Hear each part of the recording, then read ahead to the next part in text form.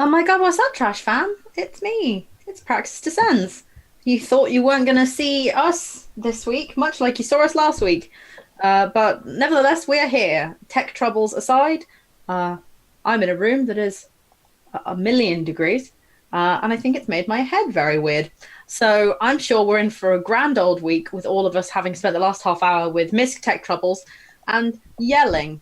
Um, so I think that bodes well for a squad of people who are about to, I was about to say fight, but I don't mean fight. I mean face Die.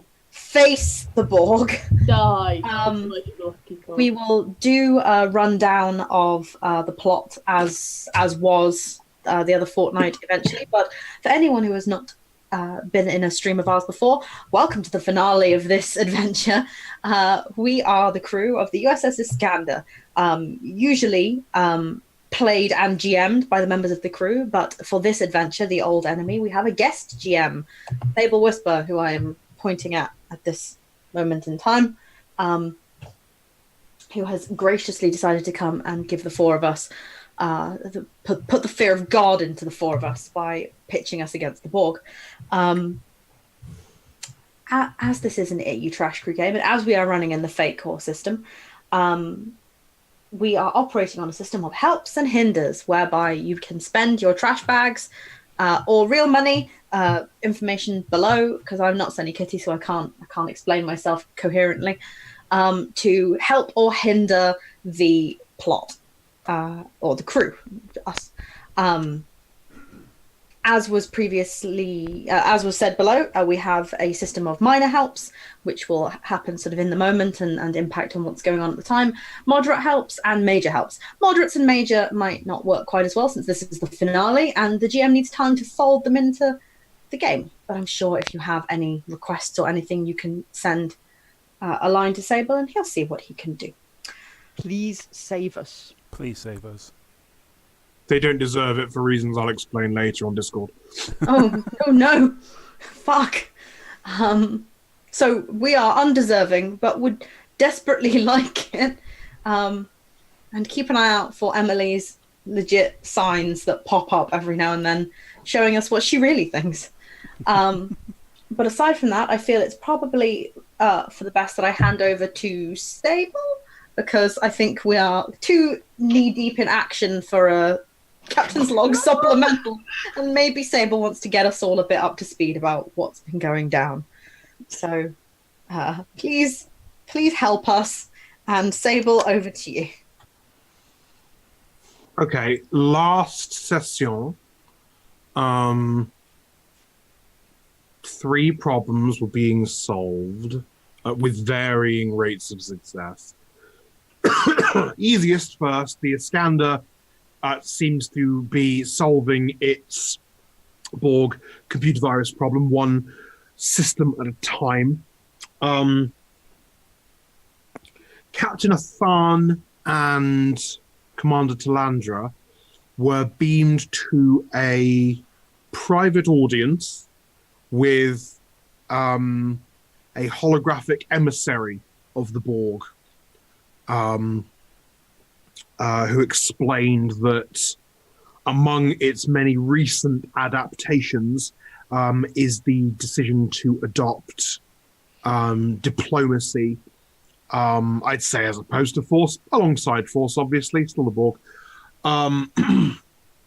And somehow a conversation ensued, which is pretty amazing, I think. We'll chalk that up to a bit of a win for the Borg on that one.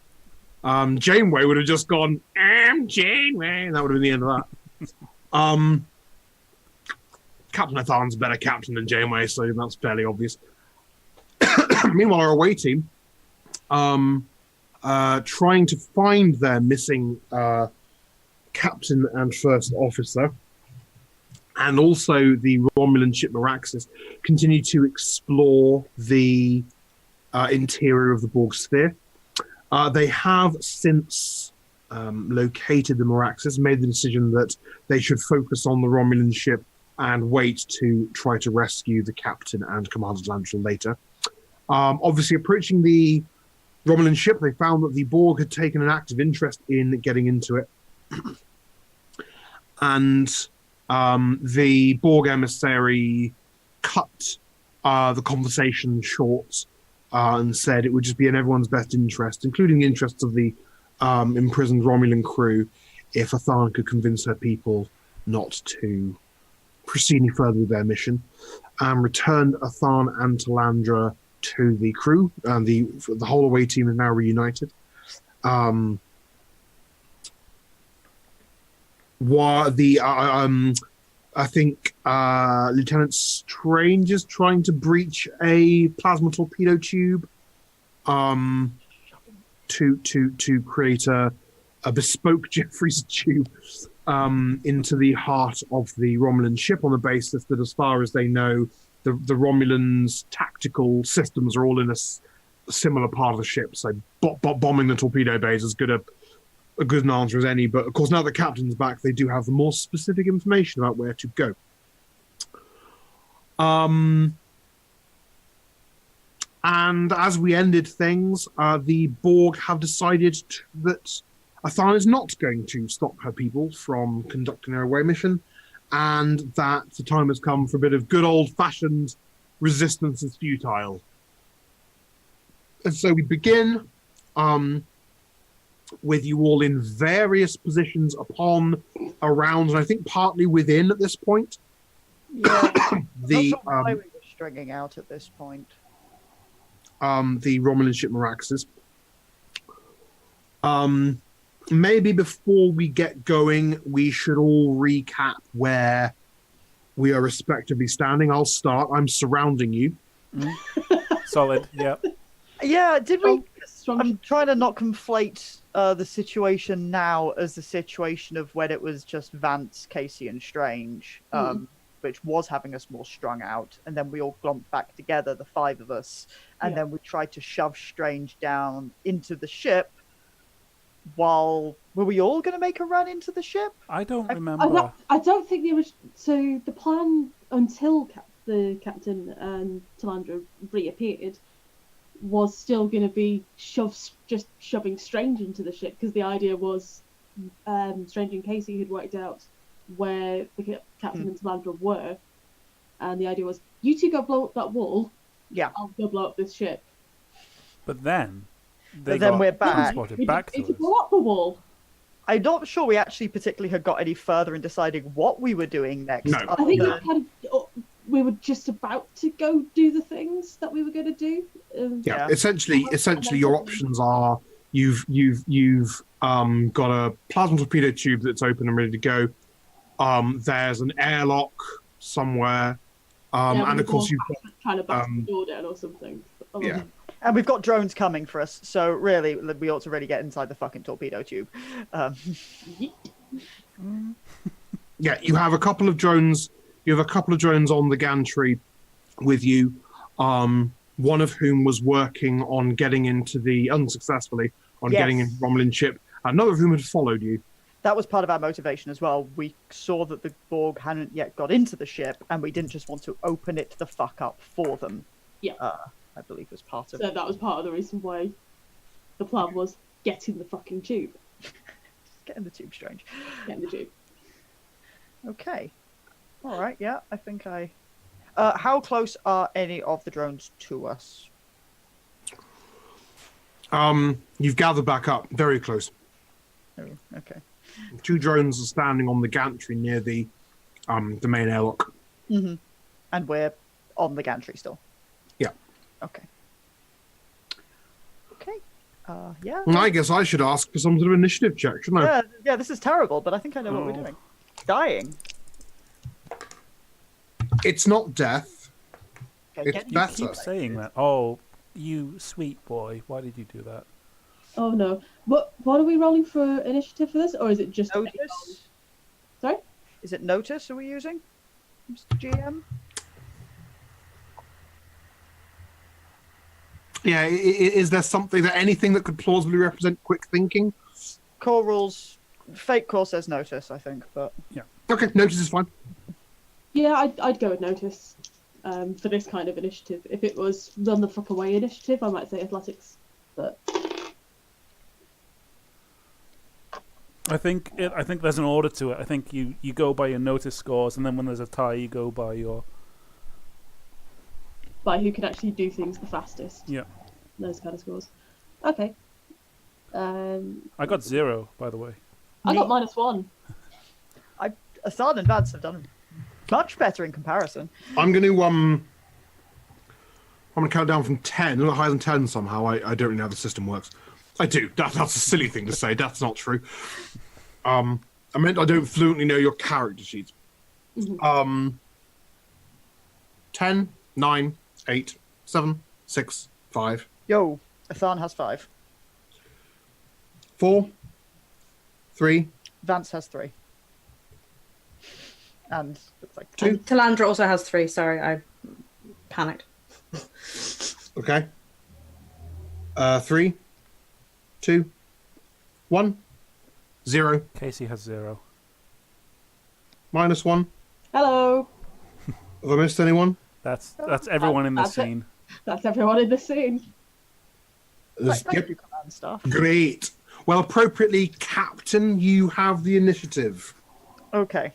The Borg have just turned to us. Obviously, they turned on us a while ago. They're on the gantry. We have the drones coming. We have the torpedo tube. Okay, yeah. Assad is gonna sort of glance back at Strange, glance back at the rest of the team. Lieutenant Strange, get that torpedo tube fit for us all to get in there. We've got to board this ship. I don't think we have a choice. Everyone else cover Lieutenant Strange. And Athan is gonna look around for like a weapon, but I think she's just got like the dead phaser pistol. Yeah. And yeah.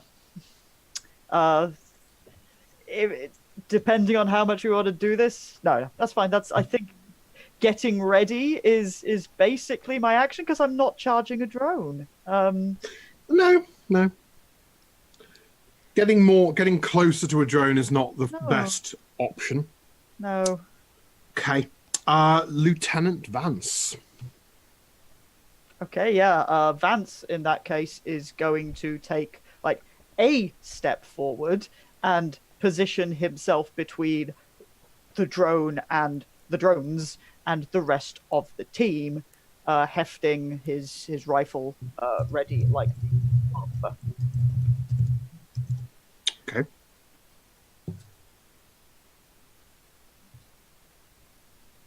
Talandra. Can I please get a description of the tactical surfaces that we're standing on? Like, are we on a gantry or something? Yeah. You're presently standing on a gantry that extends 100 feet out from the place onto the airlock of the Meraxis. It's about a 10-foot wide gantry. You have 2 drones, one of whom is directly trying to access the emergency access panel on the side of the ship. Another of whom is some way away, maybe sort of 5 or 6 feet away, just watching. But they both just mouthed along with the phrase "resistance is futile." Just a great catchphrase. Yeah. The ship has got a relatively flat profile. Climbing it is essentially a case of a fairly simple climb trek, and then you just magnetize your boots and walk along it. There's no artificial gravity here, so there's no upside down. The gantry, I'm assuming we're magnetized attached to the gantry as well. Yeah. Good, I thought so. Just checking. I suspect your suits automatically magnetize unless you switch it off.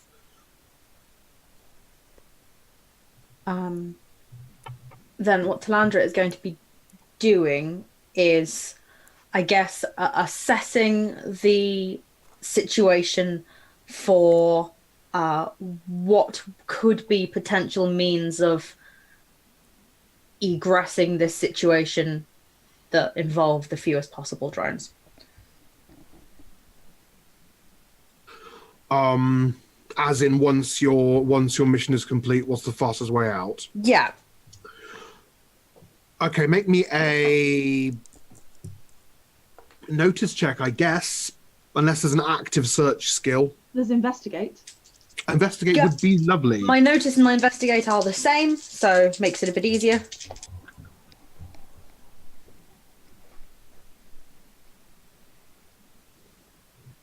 That's a 1.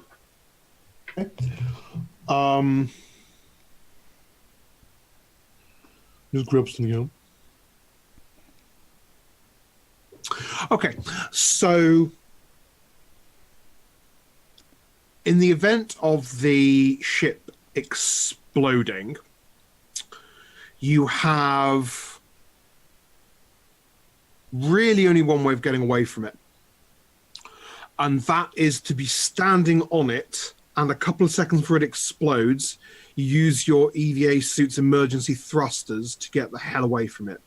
Now, here's the problem.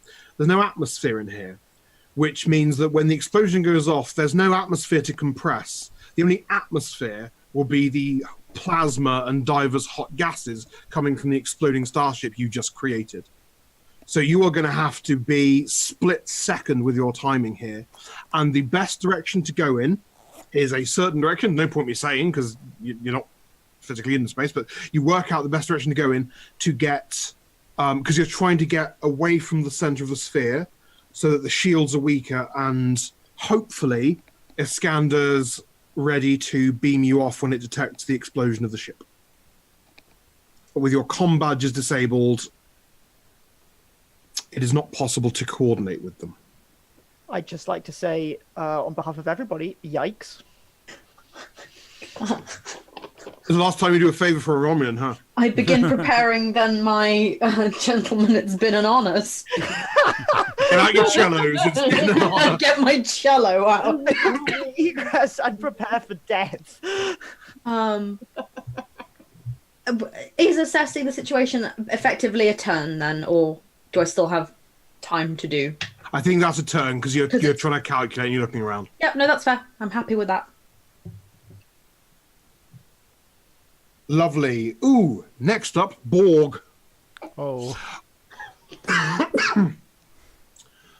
So one of the drone who followed you, not the one who is attending the panel, is still attending to the emergency access panel. The Borg who followed you is going to approach whoever is closest to it. Any volunteers? Vance. Yeah, Vance Yep. did step forwards. And is going to endeavor a grapple. Sure. Don't really know how to do that, so I'm gonna Just a roll fun some check, dice. I guess. Yeah, I guess it is, yeah. No, I'm rolling 3 dice. I'm rolling dice for the wrong system. Muchos apologios. Oh, no. Okay, well, I rolled a +2. Okay.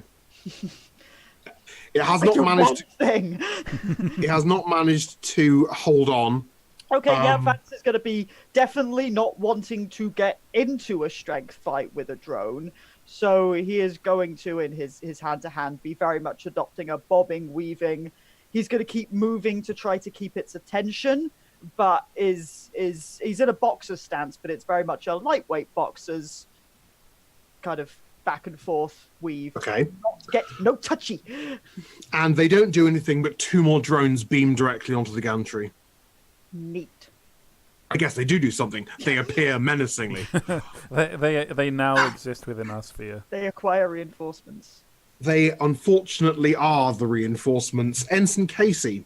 My orders are to cover Lieutenant Strange, which is exactly what I'm going to be doing. However, if I can position myself so I can oversee Strange's work and possibly give any guidance, should there be a slip in anything that Strange is trying, that would be ideal. Is this really the time? It is. Yes. Yes. If there's a time for micromanagement, dare I even say nano management, but now is definitely the time. I want there to be a reason why Strange can re-roll if Strange doesn't roll well. Okay, this is an assist mechanic, not a... Adam, I don't think that's how you should be doing this. Listen. If it comes up, I'll roleplay accordingly. Okay. So you're going to get so that you've got a view both of what Strange is doing and of what your drone pals are doing. Yes. Fine, lovely. Lieutenant Strange. My orders are get in the tube. Get in the tube. Well, I believe we established that the tube has opened. I guess make me an awkward climbing check. Awkward's one of his Check, stats. if you will.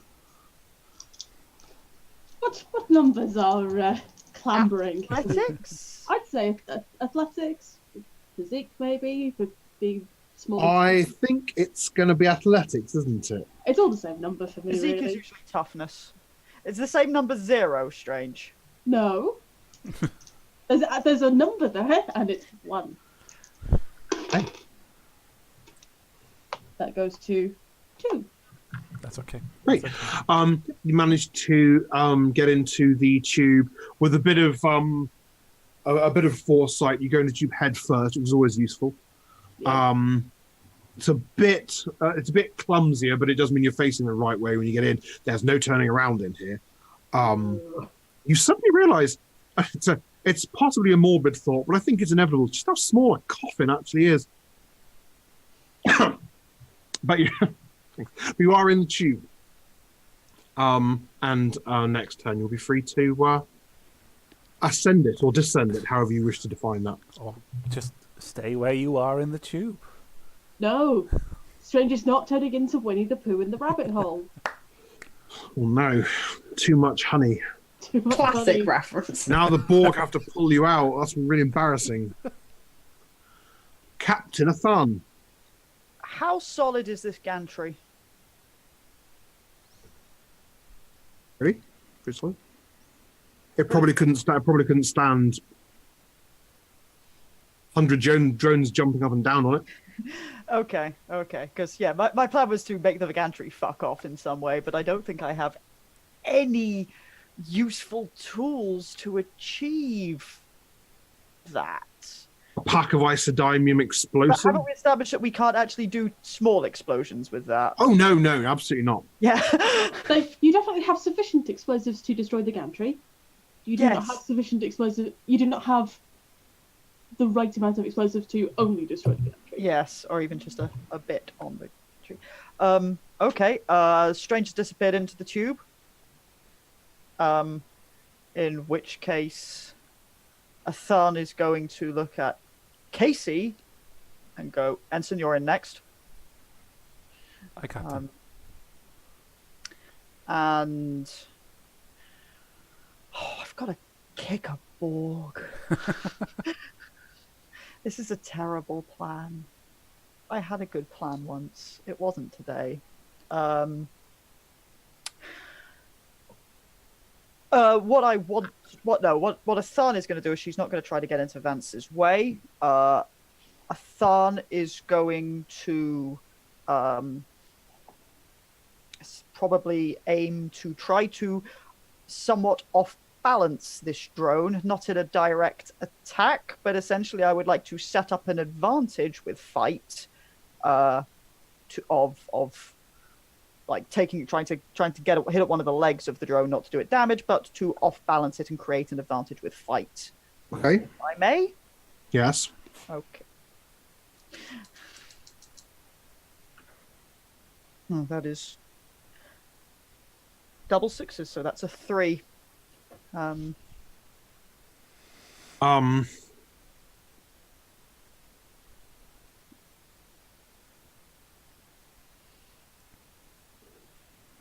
trying to decide what it feels like. Yeah,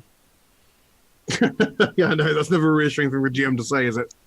No, 3. A 3 is a skilled kick. It's not a brute kick. You're aiming for a specific place. You've got control of how much force you're putting into it. You're doing a kick that's very well designed. It's not going to hurt you. Essentially, it feels a little bit like kicking a wall. Okay.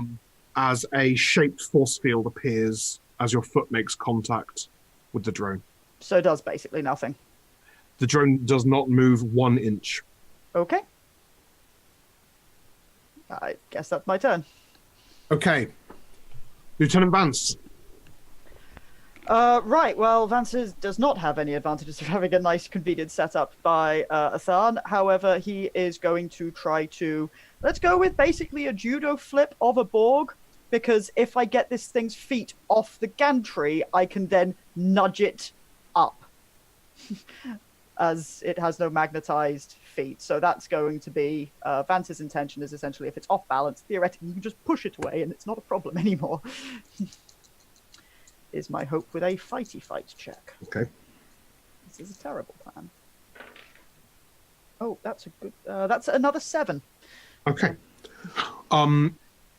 It's like trying to grip a wall. A force field appears, preventing contact with the drone. Son of a bitch.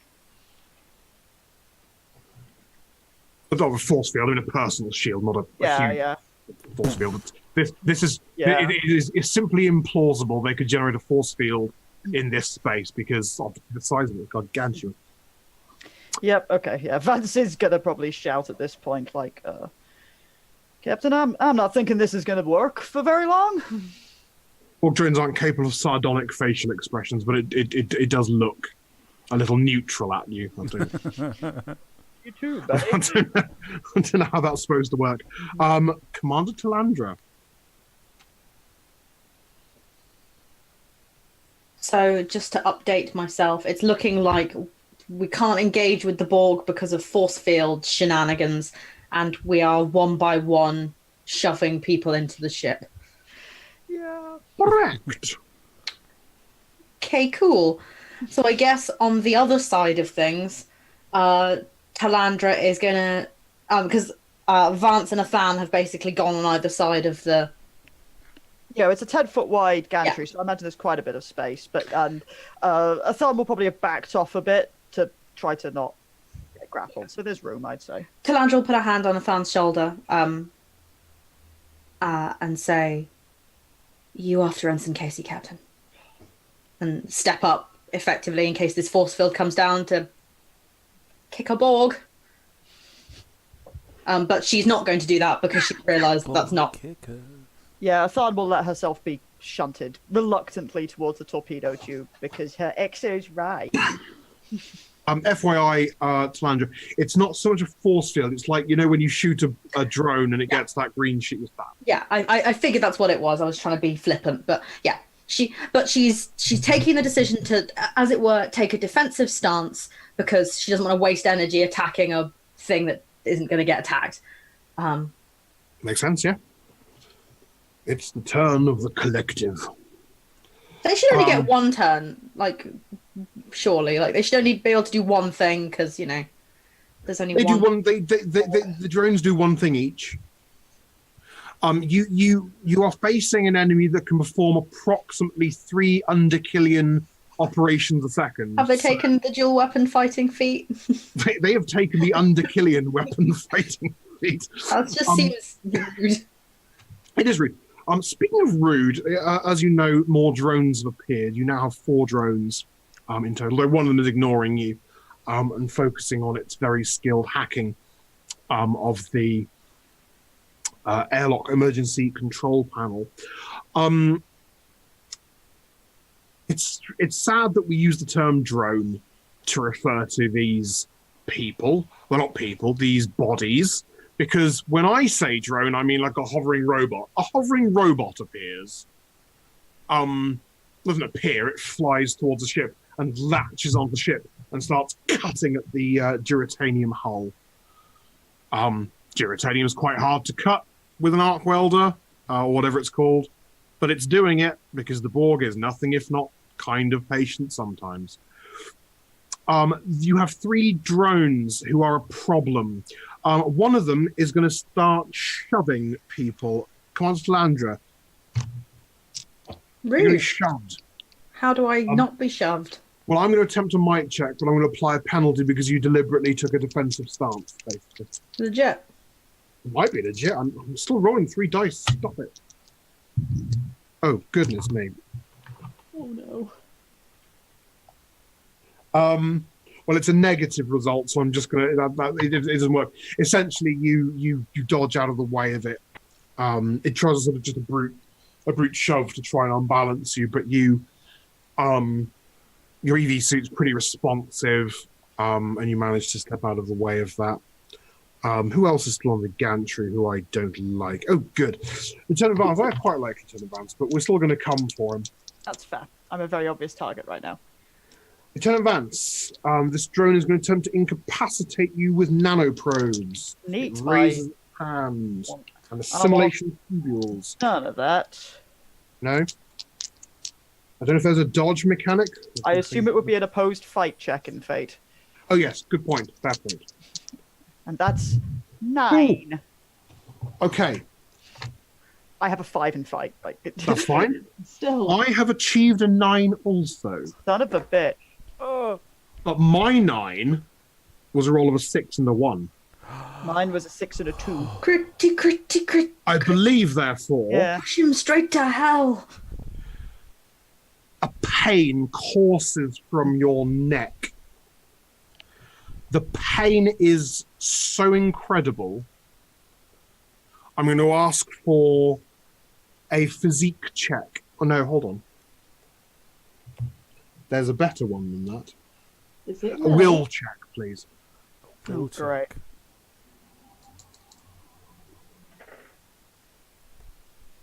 That is a 3. Okay, good.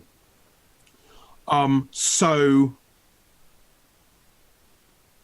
you are in a great deal of pain, Mm-hmm. but you are still conscious. Your actions will take a -2 penalty, but you are still conscious. And more importantly, I've been stabbed in the neck with nanites. You have also been stabbed in the neck with Yeah. nanoprobes, so you're on a kind of timer now. Yeah. Yeah. Okay.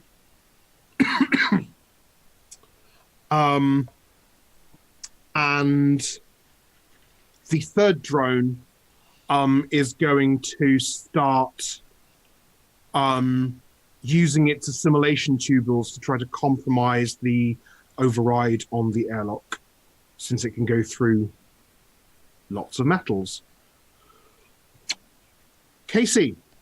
I have my orders, despite the sheer horror that has just occurred. I need to get in the tube. Okay, so make me an athletics check, please. Oh, that's not actually going to be too bad. I rolled double 6s, and my athletics is a +3 naturally. So Oh, great. 3. That's good. Yeah, Much better than you Stranger. get into the tube again, head first, right behind Strange. No issues at all. Doesn't take you too long. The tube, you sort of, Strange sort of shuffles forward a little, a foot or so, just let you through, but that's no problem at all. Strange. Right. You are aware of hopefully a not Borg presence behind you. I probably don't actually check. Just go, getting out the tube.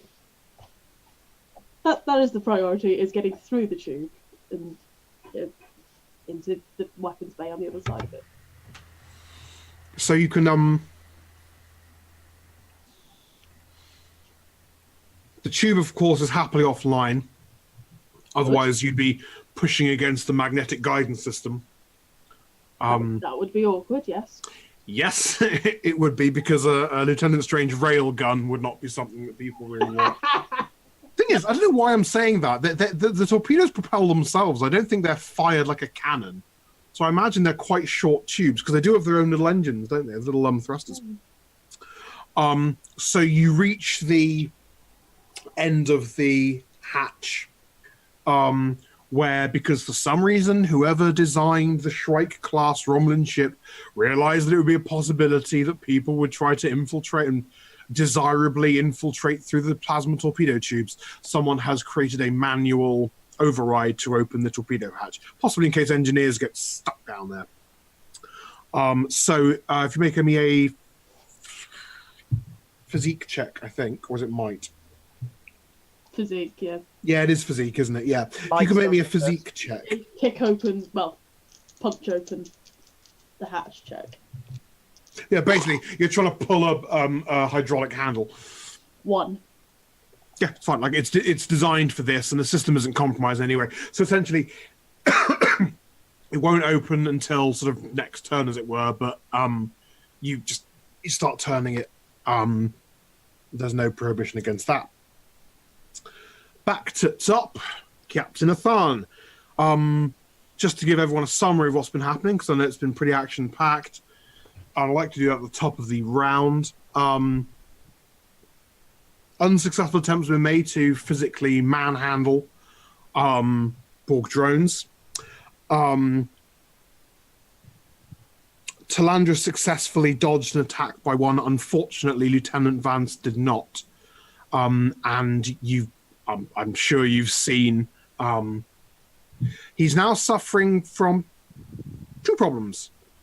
The first is nanites. The second is you really, really hope that the suit's auto-repair system is working, because otherwise it is no longer airtight.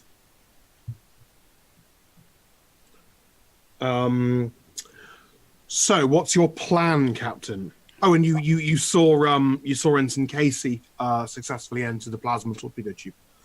Yeah, Athan is gonna fucking hate it, but Athan is gonna make a dive for the tube. One last look at the Vulcan and the very fucked tactical chief, and she's gonna, dive for that tube after Casey. Okay. So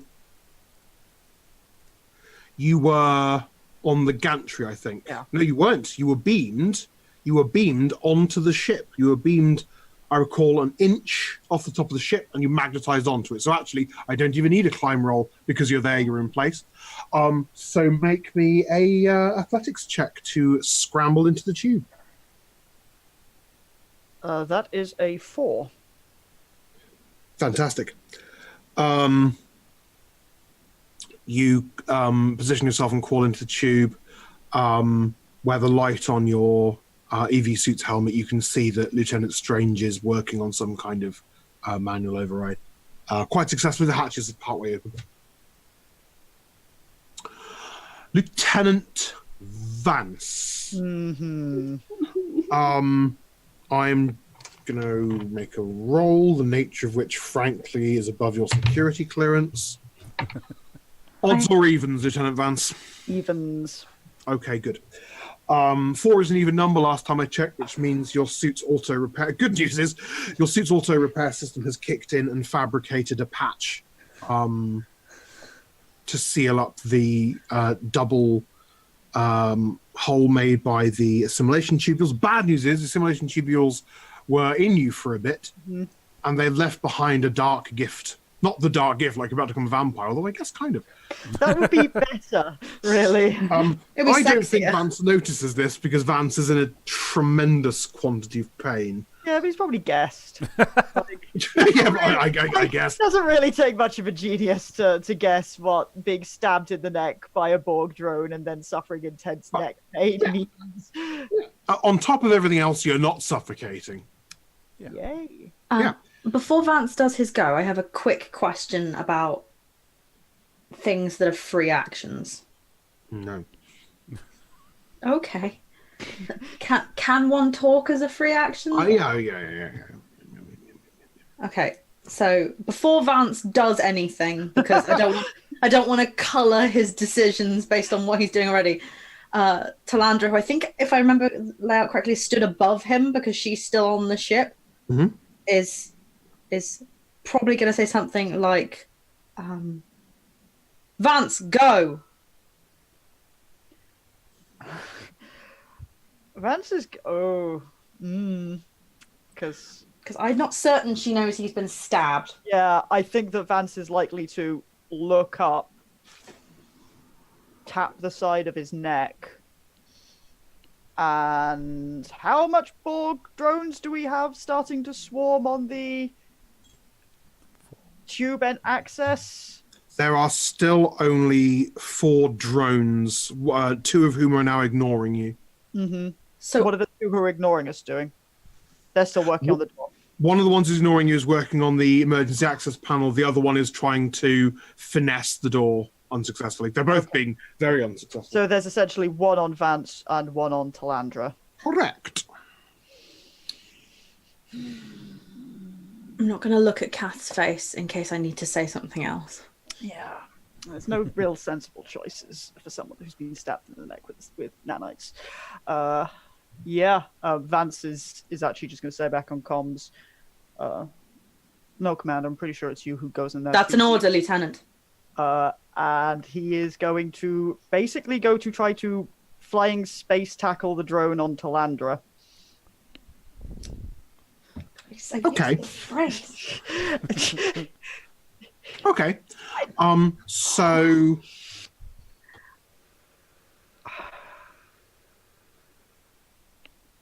to try to clear the route for her.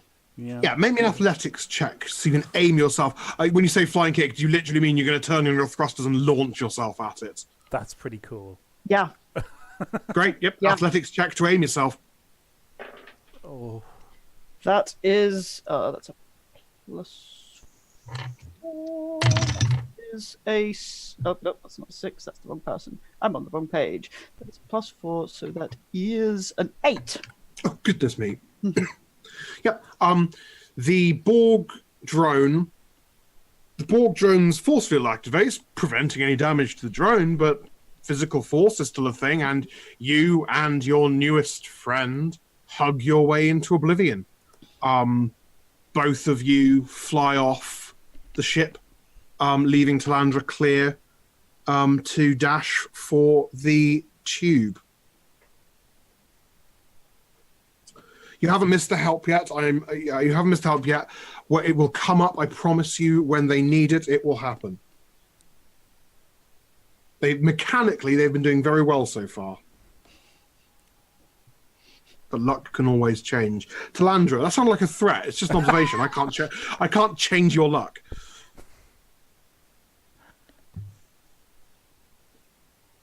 I'm really glad that Talandra's Vulcan, because I can't sum up what her face is doing at this moment. And there are no experts in Vulcan micro-expressions about. So likely what happens is she waits maybe a second longer than is reasonable and then realizes that Vance is gone.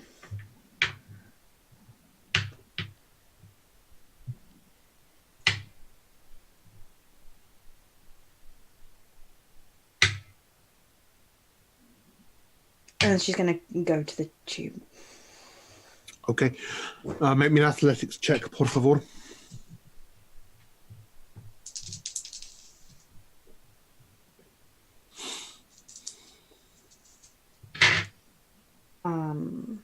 That's...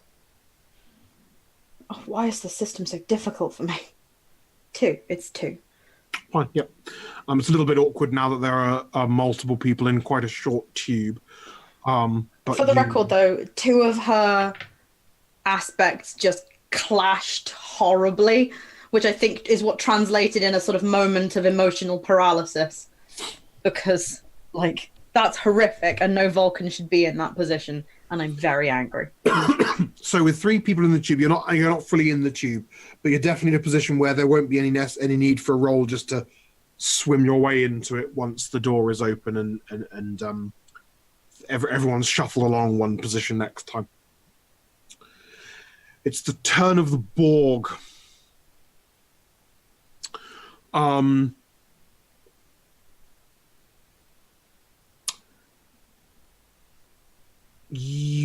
Who's outside the ship? Who's outside of the Romulan ship presently? Are you all just Talandra? No, Talandra got in the tube, didn't she? Yeah, but like she's not fully in the tube. Yeah, Talandra's basically lined up to swim into it. And arguably Vance is also outside. I think Vance has the concerns of a different nature, but Talandra, could you make me a notice check, por favor?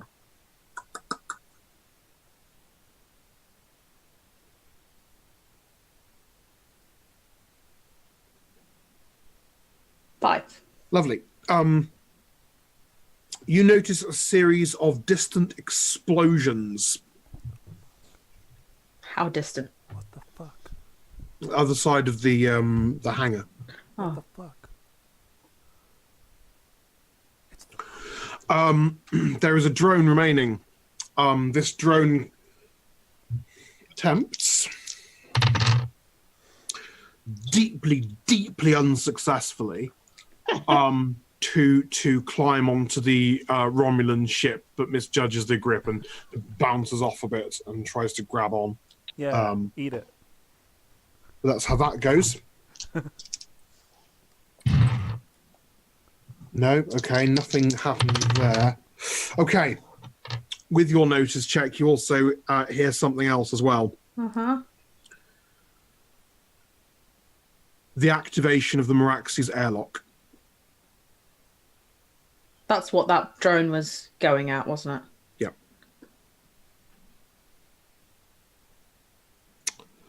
Casey, I guess you're sort of waiting for the door to open, aren't you? Yeah, I'm in tube queue. You're in tube. Fine. You're the Awesome. second 6 feet of the 12 feet of Sad Boy. Okay, so Strange, you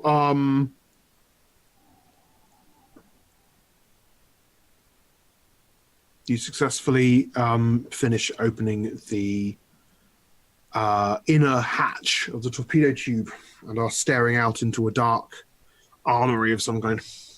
Alright, well, the front end of the pantomime Sad Boy is going to try and fall out the tube. Yeah. Essentially, there's no real need for a check with this one because you're falling out of the tube. There's artificial gravity now, so you're just sort of clambering awkwardly out. I'm imagining sort of flopping like a baby seal sort of thing. More or less. Casey, I'm happy for you to sort of effectively swap this turn just because you're obviously behind Strange. Sure. So you can also clamber out. But Casey, you do actually have an action remaining to you. So you emerge with Strange into the torpedo loading system. But there's standing room.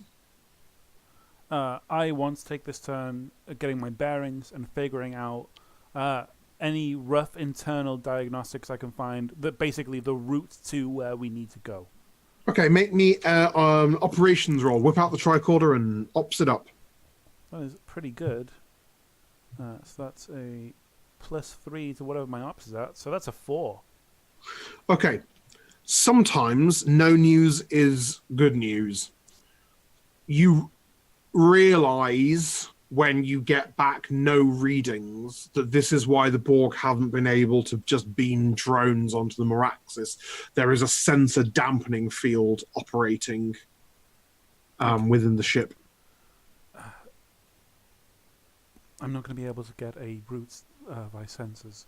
It's dampened, but that's not the worst thing in the world. In some ways, that's quite useful for us. And that is my turn. Then we'll reset everything to the top. Captain Athan, you can also emerge into the torpedo loading system. Okay, but the comms, I've probably some concept of what's going on behind me. So, right, we can keep moving? Can we keep moving? You have been given sufficient access codes to emergency override your way all the way to the top secret place. Right, Athan's face does go completely dead. Right, this way, follow me, double time. Yes, Captain. And Captain. it's gonna set off at as literally as fast a sprint as possible when you're stopping and starting to go. She is going to cast a quick look back. I don't know if she will be able to see that Talandra has made it into the tube, but whichever she sees, she will not wait. Understood. Yeah, you'll see you'll see the silhouette of Talandra looking down the tube, ready to dive in. Okay.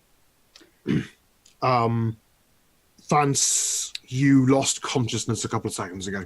Okay.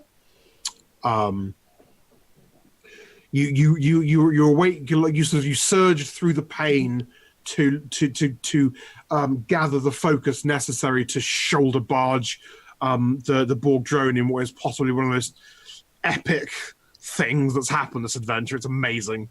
I'm loving it. And now the pain has become too much, and the nano probes have switched off your nervous system, and you go under. Commander Talandra. So she's got a clear run to just drop into the tube, right? Yep, no roll necessary. And if I remember correctly, was the tube forced open before? It was finessed open. There was still time back then. So is there a way to effectively deadlock it behind her, or? There is presumably an emergency override on the other side, so you could hydraulic pump it closed. But also, they've opened the airlock now. Oh yeah, so... they have. Of course they have. Then I think Talandra is going to slide in and go at a run, not a sprint, because she is bringing up her tricorder and she's going to attempt to locate Vance. Okay. It starts outside the ship, did you say? No, she's going to. If I remember correctly, she was lined up at the tube to go in the absolutely, ship. Like, but once you're inside the ship, your tricorder is a brick. oh, superb.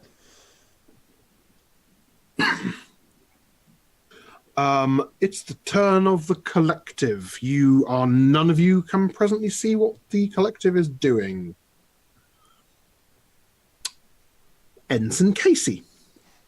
Following the captain. Before Casey goes, do we hear any suspicious noises that indicate that? You do not presently hear any. That's a good question. You don't presently hear any noise. I guess we're kind of out of initiative now, aren't we? Because you're all effectively together now, and there are no visible enemies.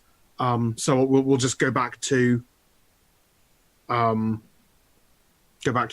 time. Yeah. You all stand in the torpedo bay of the Meraxis. Captain Athan is equipped with the knowledge.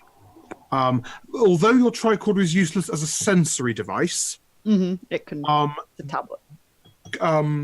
Major Vlaneth did input a rough layout for it.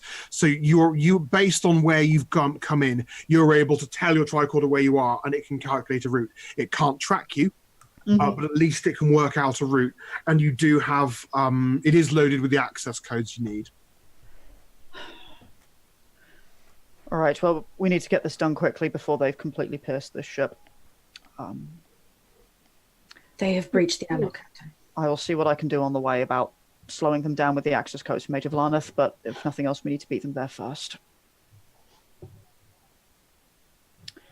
I assume the lieutenant isn't coming.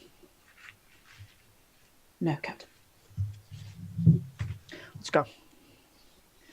Yeah, Athan is going to, like, at the first time she gets to, like, an access panel which looks like it isn't just a door control, she's going to hit the access code to get it open, but she is also going to see if she can bring up any quick displays to do, like, to block down where she thinks the Borg might be coming from. If it's something which looks like it could be done quickly with the access codes, anything that she could do to slow the Borg down as well as speed up their progress, she will take a minute or so for. Major Vlaneth has certainly taken a couple of leaps of faith here in giving you access to the various doors and Jeffries tubes, but he hasn't given you any access to the control systems. Cool. So while hacking might be possible, you may decide you don't have time for that. Athan is not in a position to do. No, it's more of if it was, I could better lock these doors behind me more, then she would have done that. But if that's more than a few seconds of work, Athan isn't going to dick around. Okay. Well, there's something potentially there. You presumably, I'm assuming this is not intended to be a suicide mission. No, ideally not. Yeah, so you need a way out, okay? Yes. There is a way to lock the doors behind you so that not even you can open them again. Yeah. Yeah. Like, considering the prioritization here is we need to win and blow the ship up before the Borg get here. So long as we can do that, it doesn't matter if it's sealed up behind us. No. But what we don't want is if we die partway through, we have just let the Borg all the way through to the end. No. So the design of this ship, you know of two major airlocks into the ship that aren't unofficial airlocks like torpedo tubes. There's the starboard airlock, which is the one that the Borg have just breached, according to Commander Talandra. And there is a ventral airlock, top of the ship, which is the one closest to the shroud chamber. So we can aim to come out a different airlock. Yeah, probably be the most sensible route. And then potentially execute Talandra's yeet plan. There's a lot of yeeting today. It's a terrible plan. Well, Mike's left, but this seems like a good place to take a bit of a break as our heroes venture forth, and as the fate of Lieutenant Vance remains unknown, sadly. Does it, though? Well, he might be dead. Yes, exactly. You may well guess, and you'd probably be right, but it's unknown. We'll be back at about past, about 10 minutes time. Mike's not here to sign us off, I don't think, so... I guess we're just here. Michael! Michael, I was just about to take a break, dude. But no, we're here. I'll just take a break. Oh. How's everyone doing? We should all just put things up in front of the screen. Just... Here's my initiative count. Because I have to write down what I've rolled when I'm rolling for 2 characters at once, because else I forget what I rolled 3 seconds ago. Or I roll for a Tharn, and then I forget it, and then I roll for Vance, and it just carries on. And I don't have that problem anymore. It's true. You don't have to roll for Vance anymore. Wow. Grim. Whoa. At some point, Luke will probably be rolling for Vance, I suspect. No, we just need to get him back to the ship. I played the doctor. I can fix this. So here's the interesting thing. That obviously we know that there's a big difference between how the Borg is done. In First Contact, it's implied that if you get injected with nanoprobes, 5 seconds later you're a Borg drone. Yeah. In Voyager, they go, no, you then need to be taken back to the ship and actually assimilated properly. Nanoprobes can't do the whole job. Anyway, Michael, we were just about to take a break, good sir. Yeah, when you vanished. I sincerely apologise. I'm ready to do that when you are. Yeah, we'll be back in about ready for about 2 minutes. Let me just remember how to do that. Okay. Bye. So, our away team reunited except for the tragic case of Lieutenant Vance.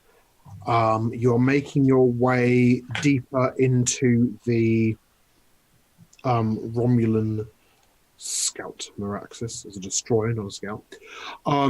And you haven't encountered any problems with your access codes.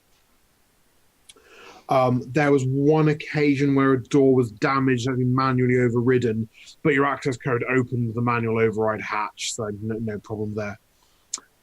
You can certainly see as you go through the ship, it's very badly beaten up. Tough little ship it may be, but it took a beating facing a Borg sphere, as you would expect. And certainly you can see shattered computer panels. And there's a couple of times where you have to find an alternate route because a hallway has completely caved in and there are tritanium girders just collapsed into the hallway. There's no atmosphere in here. It's long since leaked away. There's backup power, which you were expecting. And then you reach the central tactical core of the vessel. And just beyond, there's a very heavy security door, which, according to the layout that Vlaneth gave you, is the shroud chamber, where the cloaking device and the auxiliary cloaking device are both housed. Right. and you hear a thump on the outer door, which is visibly dented. And you hear the mechanical sound of Borg drone servos. Thump. Well, then let's move this as quickly as we can. We need to be through that door. Athan is going to go to the control and try to tap in what command she can to get it open. Ponderously, the door opens.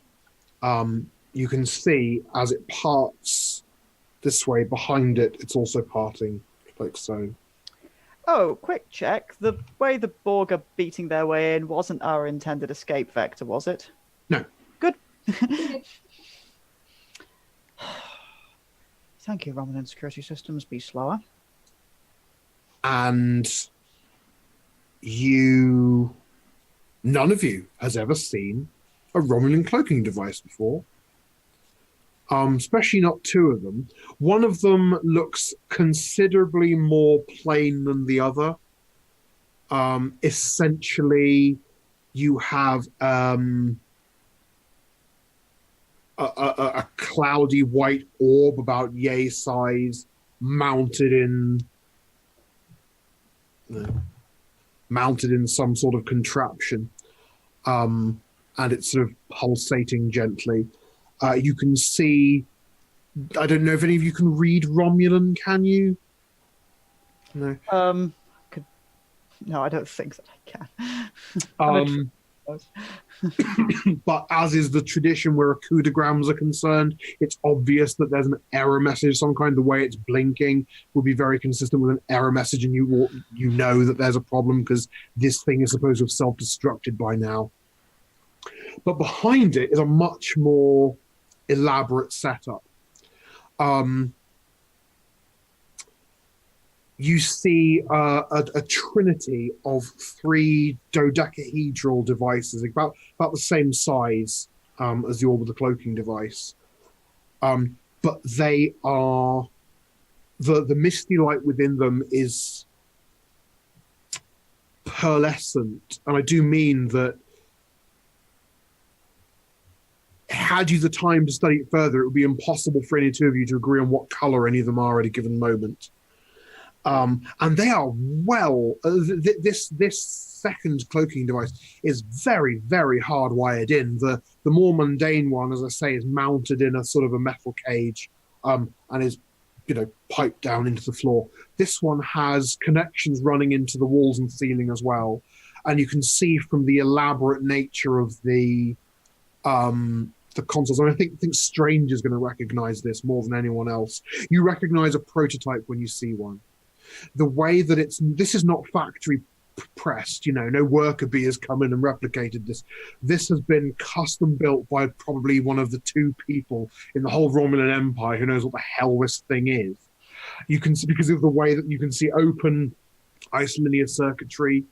You can see computer panels that are very obviously with bespoke operating systems. This thing isn't even wired into the central computer core properly. Probably. It's got its own controls altogether. If you had more time, this thing would fascinate you. Right now, you can't afford to be fascinated. But it's pretty obvious. I mean, it wouldn't matter which one you've come for because the bombs don't care either. But you're pretty sure this is the room. This is where you should be. That one. Well, if this isn't it, then I hate to think what the Romulans are hiding. At this point, I think we're deferring to your expertise, Lieutenant, on what's the best location for these charges, although I'd assume, frankly, it's not going to take that much precision. I wouldn't say it would take much precision. I think just either side is probably sufficient. Let's do it. Kath can't remember who the fuck's... Vance had some of the explosives. Oh no, he gave his to Casey. Good boy.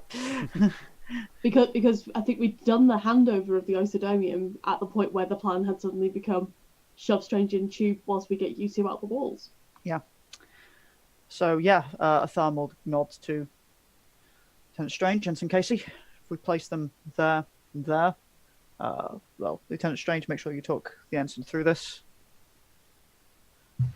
And let's set it for a timer. based on Athan will give an estimation based on how long it's taken them thus far, etc., etc. Yeah, so you don't have to worry about being slowed down by magnetized boots because you do have artificial gravity. Going absolutely pell-mell, you can probably make it to your ventral airlock in a minute and change. Okay, so 1 minute 30. And while they're doing that, Athan is going to go, well, one, to keep an eye on where the Borg are trying to beat their way in, and two, to take another look at the security door, because she's going to want to lock that the fuck down so that hopefully it will take the Borg more than 1 minute 30 to break through it so we can seal it behind us. Okay.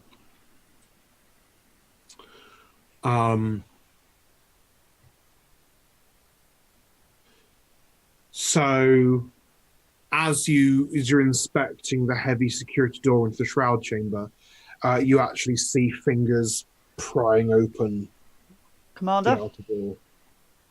A red laser beam shines into the room you're in. Captain. We might have some more company.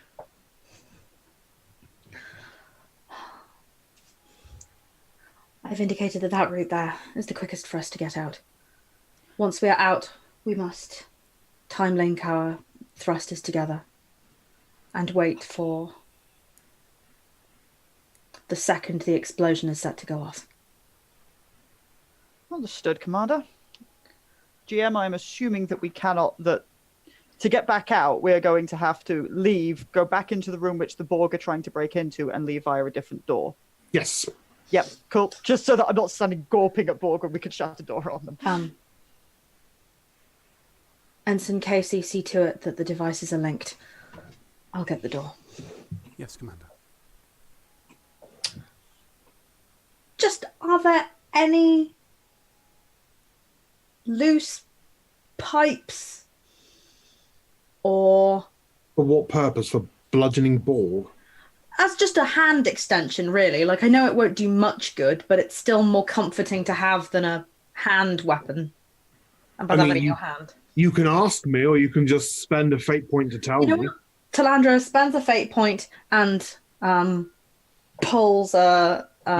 You grant the room the aspect, oh Christ, there's bits of the room everywhere. Duratanium pipe. And steps up to the door. Ready to fight some Borg. Okay. You have placed your isodymium explosives. You've set them for 1 minute and 30 seconds. They are ready to be activated by your remote command, Captain. All right. Everyone, set your timers. I'm going to give us the countdown from 3. Activate them, and then make sure that you'll also have your own internal stopwatches. On my mark. 3, 2, 1, mark. Lights activate all at once on the 3 isodymium charges. A bar of lights begins to slowly fill, and the chase is on. We open the door, and... Well, we don't need to go through the Borg, do we? I guess not. We can go around. Yeah, so it's get out of the engineering, seal up the enormous fucking door, and The enormous fucking door begins to frustratingly close. That's fine. Hopefully the Borg won't have broken through it and just jump through. Is there anything that can be done to make the door go faster? Not really. Not in a minute 30. Sorry, minute 25. I think we just need to work on the basis that even if the Borg get there, they're not going to be able to stop it in the precious few seconds. Yeah, they still got to finish breaking through the door. The Borg is nothing if not a cumbersome beast. If they run, then we cry. Your biggest risk at the moment is that they get the isodymium explosives and they set off the tamper alarm and detonate them prematurely. Neat. That's a risk I'm prepared to take. Well, of course, no, obviously, for the good of the mission. It's not so good for your personal health. I think we've demonstrated that Kath's respect for the character's personal health right now is limited. So I look forward to playing Shmalandra, my backup character. She has a moustache and she's great. Quick, you this make way. your way, waving your tricorder at door panels as you go. I don't know if it's in any of your habits to keep checking the timer on the isodymium, just to make sure you've got time. Than is not going to. That will not help. I It am. is. It is literally part of Talandra's thing that she seems to be doing things that are reckless, but that are entirely deeply well calculated. So she is making sure that we are on a split-second timer. Yeah. You are just hoping that you don't come across any collapsed corridors on your way out. Every collapsed corridor, it might only add 10 seconds. You've only got so many 10 seconds is left. Yeah, like we've got some wiggle room factored in for a minute 30, but maybe for one thing to go wrong, that's about it. But you make it without any such hindrances to the outer ventral hatch. I'm going to ask for either a computery override or a manual override to open the hatch, and I will cash in that minor help for a +2 bonus. Cool. If this isn't my tricord, then Strange is up. Strange does have a habit of doors and opening them. Strange is our So- Swiss Army knife. When you Are you say For a computer solution or a physical solution? a computer solution, Lovely. Make me an ops check. Apply the engineer to problem. oh no. Fate point, fate point, fate point. Oh no. Do you not remember your aspect? Good at this? Thanks, GM. I got this. So I can fix it, but might have to improvise as an aspect that I think I can Yes. call on for Yes. Okay. shimmying the door open and thus get it to all the way up to +1. I mean, we see Okay. all the What gentle is it? scanning, and then you just go, I think this. Okay, what you do then? Okay, so what you Basically do? kind of hot wiring the door open. You're trying to do that. You're trying to do that to get the to hotwire it to try to get the door to automatically trigger. But power is fluctuating in this sector of the ship, and you realise that this is going to be very much a physical solution. So what you do is you grab the pipe that Talandra is holding, and you jam it in and pull it at an angle, and it loosens the panel. There's an unpleasant spark, but the door, it opens by an inch, but then with brute force and ignorance you can pull it open. You are not pursued by Borg, you're only pursued by the haunting knowledge of your own mortality. And I mean, that pursues Strange all the time, but absolutely. And Strange buffalo. Talandra, you are very much aware that you have 23.5 seconds. So Talandra has been running with obviously the murder pipe and her tricorder, which has been basically, she's doing the thing where she's constantly refreshing to see if we've got Wi-Fi, because she's desperately trying to link back up with the ship to get away as soon as is feasible. She shoves her tricorder into Athan's hand, and with all of the strength of a Vulcan, basically insists the captain towards the pipe before waving the sad boys through. Sure, yeah.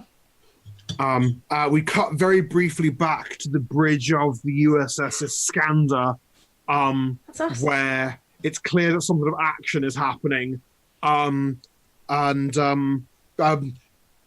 we've got a phase lock. What do I do? And Candle's just said, buy them time. And we see a shot of Iskandar just randomly phasering parts of the sphere to try to wrongfoot the Borg.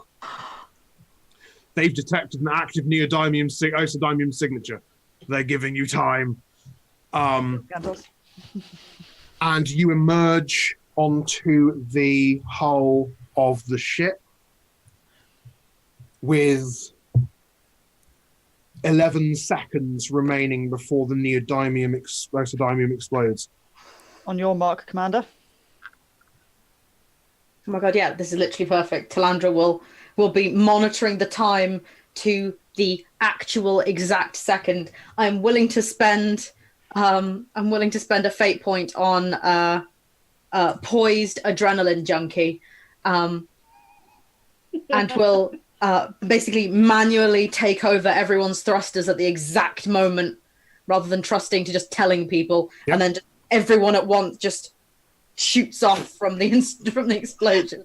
Okay, Startling. so we go to slow motion as you launch yourselves away from the ship, and some sort of very placid choral music is playing as this sphere of white hot plasma fire expands outwards from the center of the ship. And as I said, there's no air pressure here. Nothing's going to propel you away. You're either going fast enough to escape the explosion, or you're not. You are. And you slam into a nearby bulkhead as all around you systems are rupturing. The explosion you've avoided, the Borg sphere has not. A second later, everything goes dark. And you all rematerialize in the transporter room of the USS Iskandar. As does Lieutenant Vance, who is extraordinarily badly burned. The Oh transporter god, he chief didn't sees blast this. her away. No. He was not far enough away from the explosion. The transporter chief sees this and is a sensible person who immediately beams Vance straight to sickbay. Without the need for any cutting, you just see the shot of the bridge, which is like Kantos doing the Kantos stare of just going, oh, another situation that I can't believe I'm captain for. While Burov just sprints towards sickbay. Kantos, you see that the Borg sphere is now dead in the water. Tarek confirms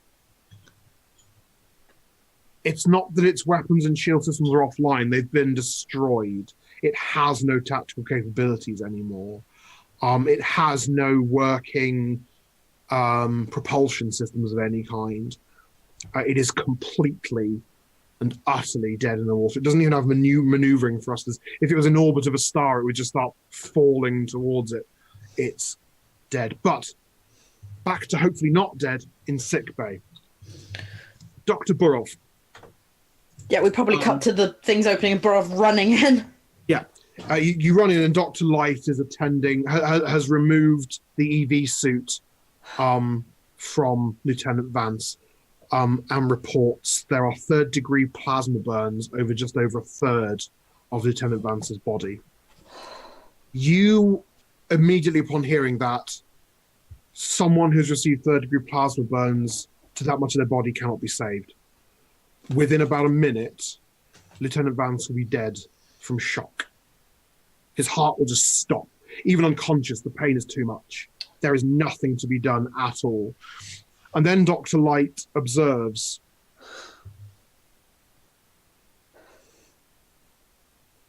the tissues are stabilizing, Doctor. Explain.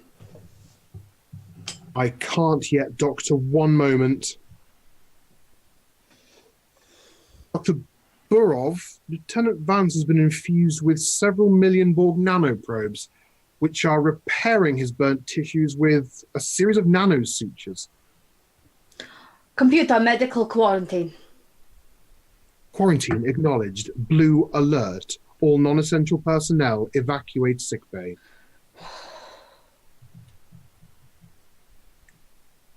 Damn. But wait. He is suffused with these Borg nanites. Prognosis that the Borg nanites are healing his burned flesh. What are the chances of them healing it beyond the state that his system will go into shock? Analyzing, Doctor. Based on previous studies of Borg nanoprobes, Doctor, they will endeavor to keep the host alive by any means necessary. I believe within a matter of minutes, all of the nanoprobes within Lieutenant Burov will be within the damaged tissue. However, their function is to take over the metabolic functions of the cells. If they stay in for too long, they're in there permanently.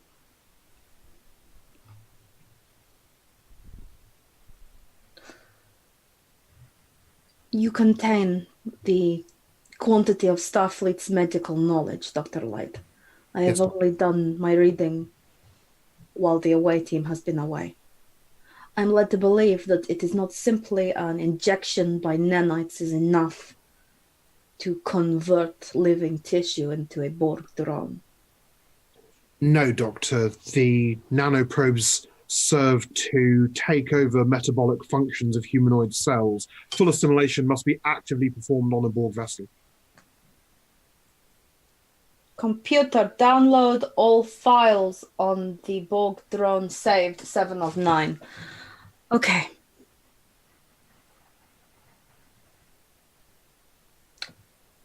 I think we can save him.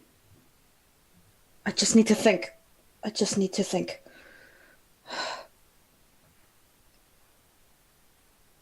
If we allow these nanites to work in his system, we can... they will be focused on the areas of burnt tissue. We can isolate them to those areas. This is far more advanced than a hypochamber of kelotane, but if we are able to keep the nanites localized to his system and maybe prevent them from being able to link up with some higher Borg function, then he won't die. And anything from that point on we can look at further. No, Doctor, but the nanoprobes will become a permanent component of Lieutenant Vance's body. He would require essentially a drone's regeneration cycle as part of his daily routine. But he'll be alive. Oh, yes, Doctor. I believe, according to the scans, the rate at which the burns are stabilizing, we should be able to consider them to be second degree within approximately 2.5 minutes, at which point it should be a difficult but not impossible procedure to save the damaged tissue, with the help of the unexpected assistance of the Borg. Prepare the regenerative dermaline chamber. I will Yes, Doctor. monitor the progress of the nanites. If the situation advances beyond what we can control, then I will take steps. But until then, I believe medical quarantine is enough. Understood, Doctor. Okay. Oh, Atticus, what have they done to you? You can see, indeed, as Dr. Light has predicted, the dark veins that are the visible symptom of the early stage of assimilation withdraw from Vance's face and descend to the burnt part. For context, what is badly burned is his left arm and that side, Cool. almost to the center of the chest and most of the abdomen. You are going to need to rewrite an aspect.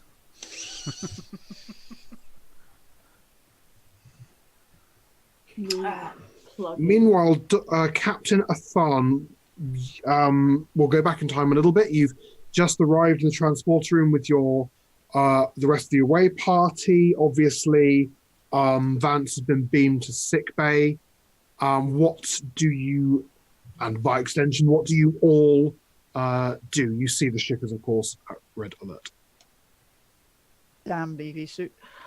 To your post. I'm to the bridge. Lieutenant, I want you in engineering. Hi, Captain. Battle stations. Okay, so I guess that's all of you except for Strange. You're on the bridge now, aren't you? Yeah, it would be like get an update from Cantos while en route, but yeah. Yeah.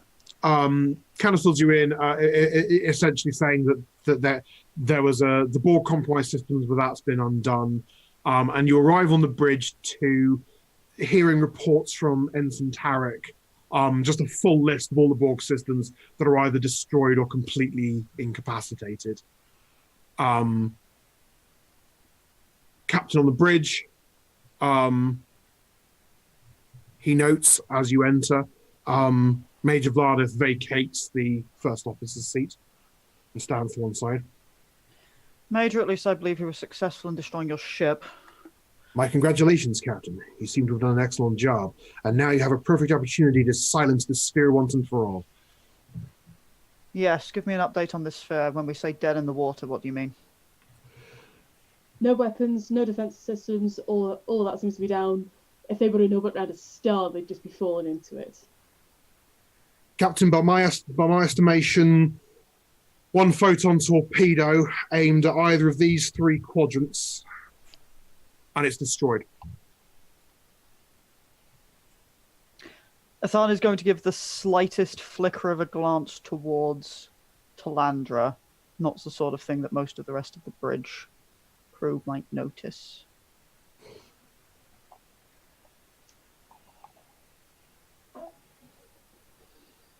Captain, are we certain about this?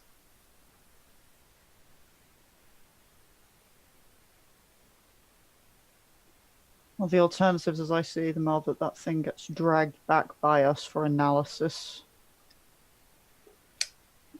And there are risks there.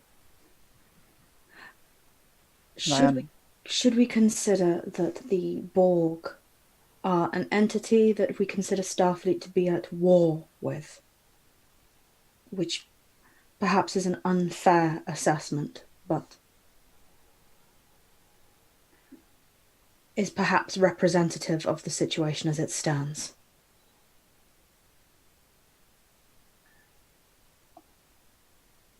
They sought to negotiate with us. And regardless of their threat to the Federation, whatever this sphere represents, we will not eradicate its memory at this moment. Captain Athan, this is absurd. The Borg are incapable of negotiation or diplomacy. They are a threat to be destroyed. You're incorrect on one count, Major. Oh? I'm not so sure you're incorrect on them being a threat to be destroyed. Captain, perhaps a word in your ready room. Lieutenant Cantos, notify me if that sphere so much as twitches. Aye, Captain. Captain, the moment is now. You've dictated this mission enough, Major. If that sphere reestablishes contact with the collective... Walking into my fucking ready room. He can Romulan all he likes. With, presumably, Talandra. He gets the head quirk from Talandra, but she...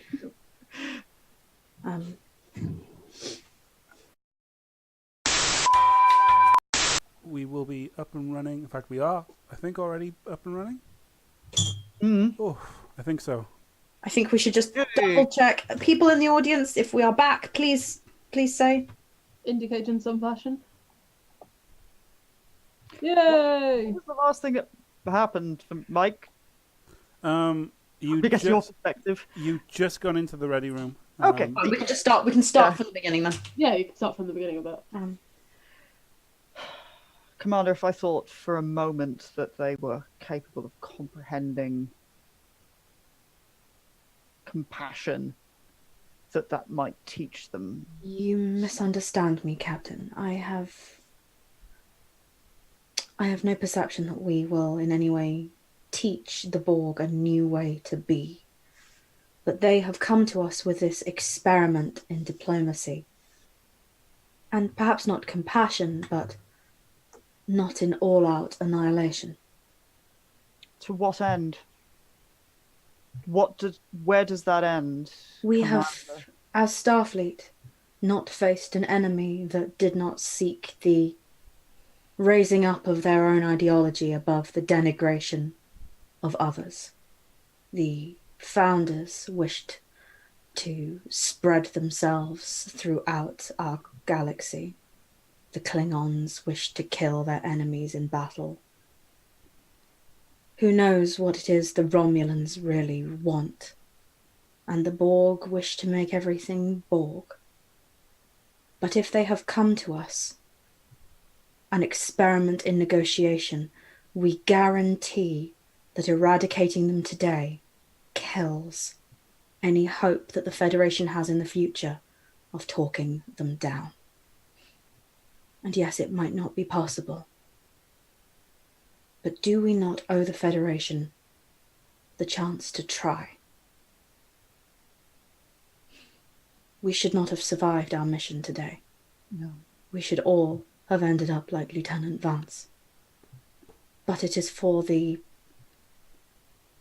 whatever mechanism decided to send us that emissary that we were able to talk and buy time and live. And if buying time and living is what it takes to defeat them, we can't give them the excuse to go back to the Borg we know of from stories.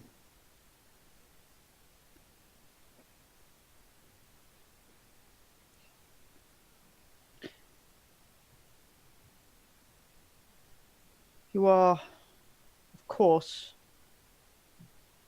the model of Starfleet and Federation principles, Commander.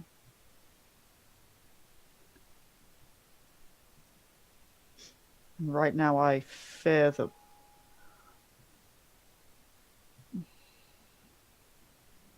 way they would leave us exposed. The idea that we do that out of ideals rather than out of a belief that we can truly build anything with the Borg. If they were a ship of Jem'Hadar and Vorta that had been damaged to such an extent that they could not attack and they could not travel and were awaiting Jem'Hadar and Vorta reinforcements, but had spoken to us in the closest approximation to good faith they could manage, would we blow them out of the sky? No, of course not. However, there is one practical consideration, which means that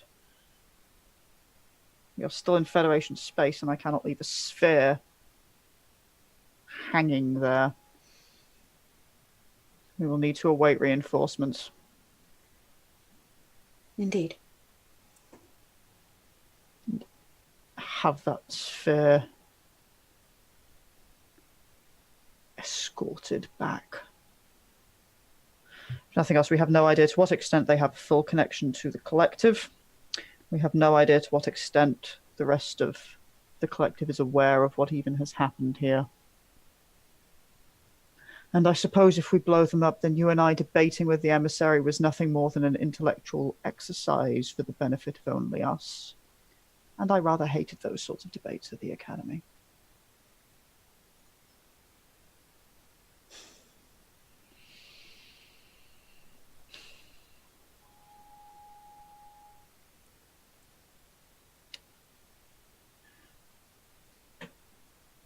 Of course, Captain, once we leave this room, your command is as good as law. I know. I simply wished to make my opinion clear. And I wanted your opinion, XO. Thank you, Captain.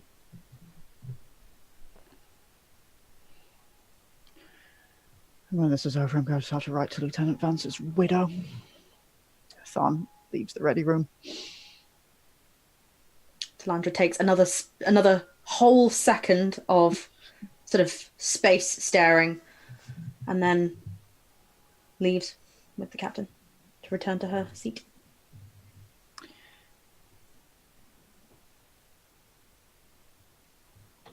Keep us at red alert. Ensign Tarek, I want you to send word to Starfleet Command, inform them of our location, and advise them of the fact that we have a inactive Borg sphere.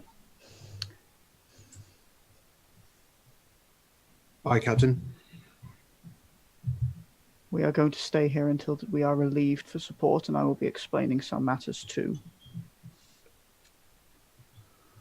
Starfleet Command. Once that happens, Major Vlaneth, the Iskandar will no doubt escort you and your crew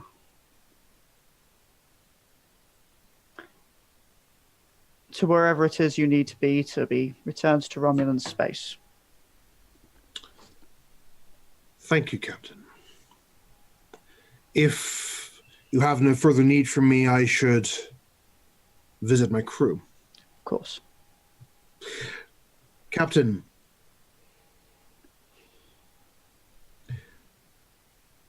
it is the Romulan nature to be insistent. And I apologize if I overstepped the hospitality you've shown me. I admire the efficiency of your crew, Captain. Lieutenant Kantos managed the ship very ably in your absence. Thank you, Major. I'm glad that you and I could find common ground and cooperation on this critical mission. And I thank you for your candor and support. It's a difficult situation, Captain, but my belief that I stated you before that Starfleet crew are persons of honor and integrity has not altered. Thank you, Major. And although, of course, I cannot report these full happenings to my government, I will make sure to note the great assistance that Starfleet willingly provided us. And perhaps in some small way that will go towards maintaining the fragile but necessary peace, shall we say, that exists between us. I'm glad that Federation aspirations of cooperation may be found between your people and mine. In the end, Captain, if the Dominion War taught us anything, it's that we all must do strange things to survive. By your leave, Captain. Major. He gets in a turbo lift and leaves. Once he is gone, Casey will kind of sheepishly look up from his console and say, Captain, I appreciate the sensitivity of this moment, but if I may, what has changed? General Order 22 speaks of the rights of individual expression. That's anathema to the Borg's purpose. They spoke to us, Ensign. They had more to say than resistance is futile. They're still Borg. They still maintain their primary function, aspiration. And yet the moment that they embark upon any modicum of diplomacy is at its core the art of compromise. We know how this ends if we destroy that sphere, and also, truth be told, what do we gain? One less sphere? How many more are there where it came from? Are we really hurting the Borg that badly? Are we even denying them that much useful intelligence to destroy them? I don't see the gain except for our own sense of safety and satisfaction, and safety and satisfaction are not usually terms by which the Federation will end diplomatic negotiations with force of arms. I don't know how it ends this way if we let them go. I know exactly how this ends if we destroy them. Captain, And incoming hail from Starfleet Command. It's Admiral Jenner. on screen. Captain. Admiral. Report.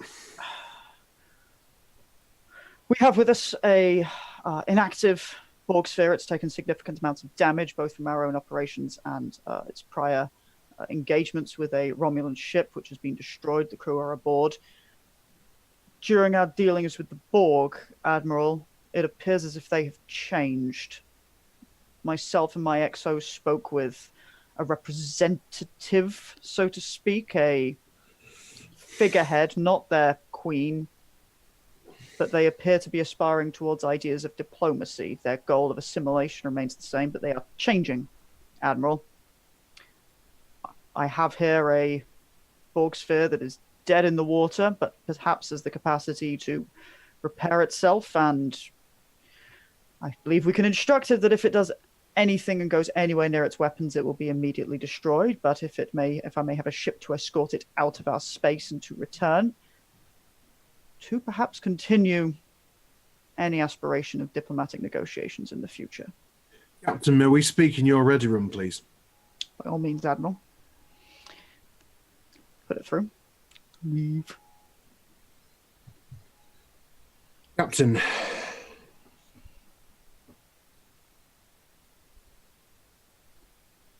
I'm alarmed by some of the things you've told me. But the appropriate response to being alarmed is to buy yourself time to think, is it not? Generally, yes, Admiral. In which case, here's what you're going to do. Any knowledge of the Borg's attempt at diplomacy is hereafter classified. I want it contained within your bridge crew. You make it clear they don't tell anyone. Epsilon 10 clearance, Captain and above, that's all. Admiral. By our last readings, you're just about in our side of the neutral zone, is that right? Yes. Okay. Then that's good news. Means that Borg sphere is officially not your problem anymore. Here's what you're going to do. Second, deploy a warning beacon, give a message for all ships to stay clear 3 light years. Then get the hell out of there, report back to Federation space with your Romulan passengers. There is always the possibility, Admiral, that I'm wrong and that once this Borg sphere is repaired and capable of moving, it's going to be a problem.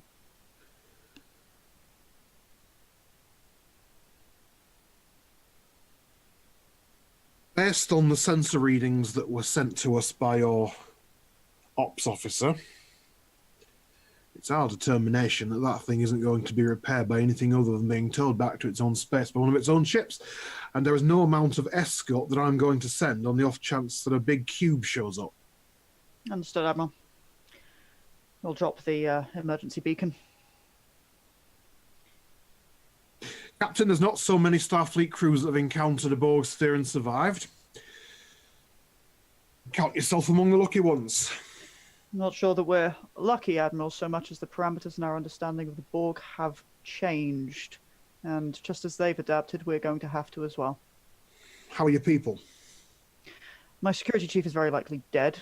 However, other than that, we have not sustained any casualties. I don't believe we did while I was on the away mission. I'm very sorry to hear that, Captain. Report to me at Starbase 47. We'll do a full debrief. Of course, Admiral. Tend to your crew, Captain. Jenna out.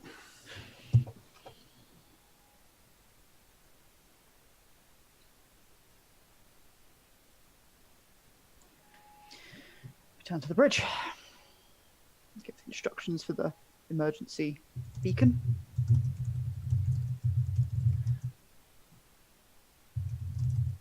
There are no systems left on that Borg sphere. Nothing if we hail them. I'm not reading an active comm system, but it's possible they can receive a signal. Open a channel. Channel open, Captain.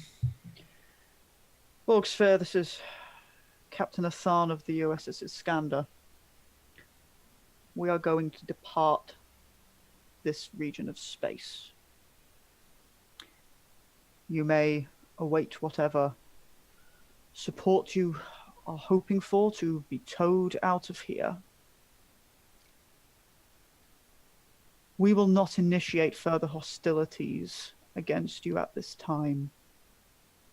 We will defend ourselves if it is necessary.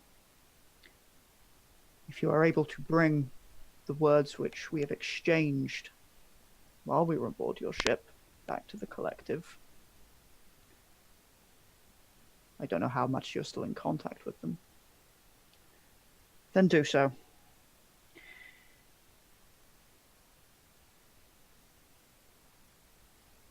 If there is any chance of further negotiation between our people, consider this to be a first step.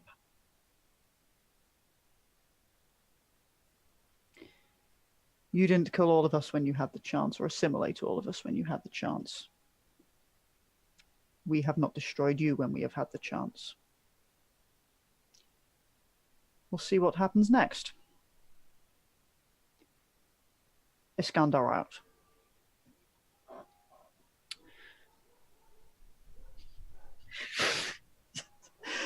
Sunny hates it. Borg dogs. Cantos. Set us a plot a course for Starbase 47. Get us out of here. Maximum warp. Aye, Captain. So, Like, if you want to go eat your dog, that's fine. so might I suggest that with the beacons, we at least set something so we know that if any unclassified ship that we've not expected what this does, at the very least, Starfleet gets some warning if a cube does show up. Program it into the beacon. It can give us a constant sensor feed. Aye, Captain. And then get us out of here. Aye, Captain.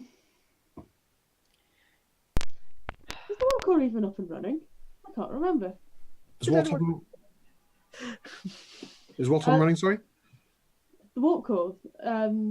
Oh, yes. I can't remember if yeah. God, I hope I didn't lose any other crew members. I forgot, and presumably Vance would have been told, but no one else got fucked up while we were on the away mission. No, the Borg I didn't fire back. a wee bit blown up, but not very. I don't even ask how we got those Romulans, so I'm assuming they're fine. Yeah. They got the Romulans. Well, the Romulans were, bear in mind, the Romulans were near where you beamed in, so their shields probably went down first. Yeah. Romulans got beamed out. After the efforts you took to get them to safe place, if I just killed them, that would have been a bit much. No, I just realised Athan I had wouldn't have been not asked. surprised. Athan did not ask. Dr. Burov. Yeah. What's up? Athan is going to have put in I want a fucking update from sickbay once whatever the fuck there is resolved. Probably what Athan gets then is some sort of breathless junior doctor who just goes, Captain, the doctor's quarantined sickbay. Lieutenant Vance is with them now. Keep me posted, but with actual news. Hi, Captain. Wow. Unnecessary mean to that doctor. Fuck that Velvet glove, iron fist. I mean, don't be all out. The force fields change colours, and now the doctor's flapping their arms around. So Dr. Burov. Let's do this. You now have a patient with third-degree plasma burns over an eighth of their body and second-degree plasma burns over the rest of whatever a third of a body is after that, and filled with Borg nanoprobes. That tissue is now assimilated. Disabling or destroying those nanoprobes would instantly necrotize a third of Vance's body. However, that amount of burning, you have the technology to operate on. So what Arcady is going to do is, now that they've made that decision and no one can tell them not to do it anymore, they will instruct Dr. Light to send a full report of the medical decisions made to the captain. It is done. Cool. Not my problem.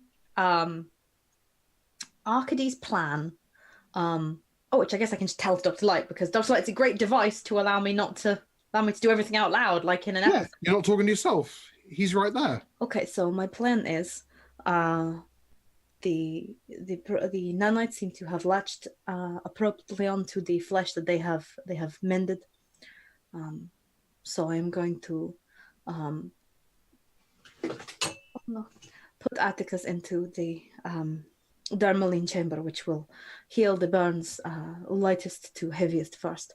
And I'm going to put through the chamber a regular electromagnetic pulse to ensure that the nanites do not attempt to spread beyond the flesh that they have already healed, effectively keeping them for now in the worst affected areas of the body.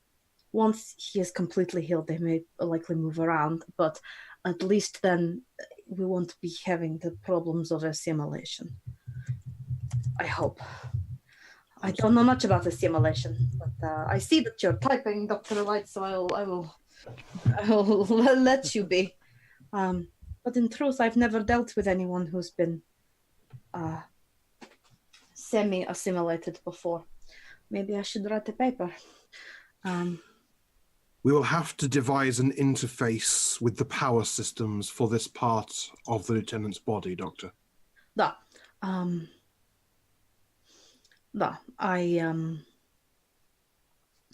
If you could begin working on the parameters for human Borg interface.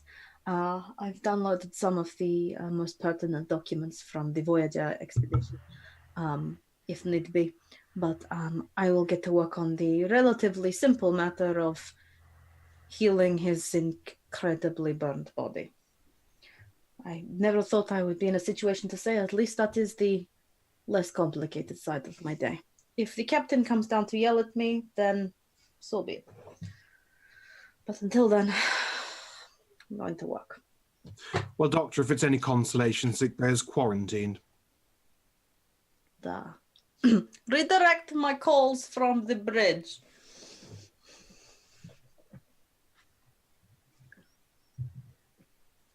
Bora is effectively going to pull down a mask and go into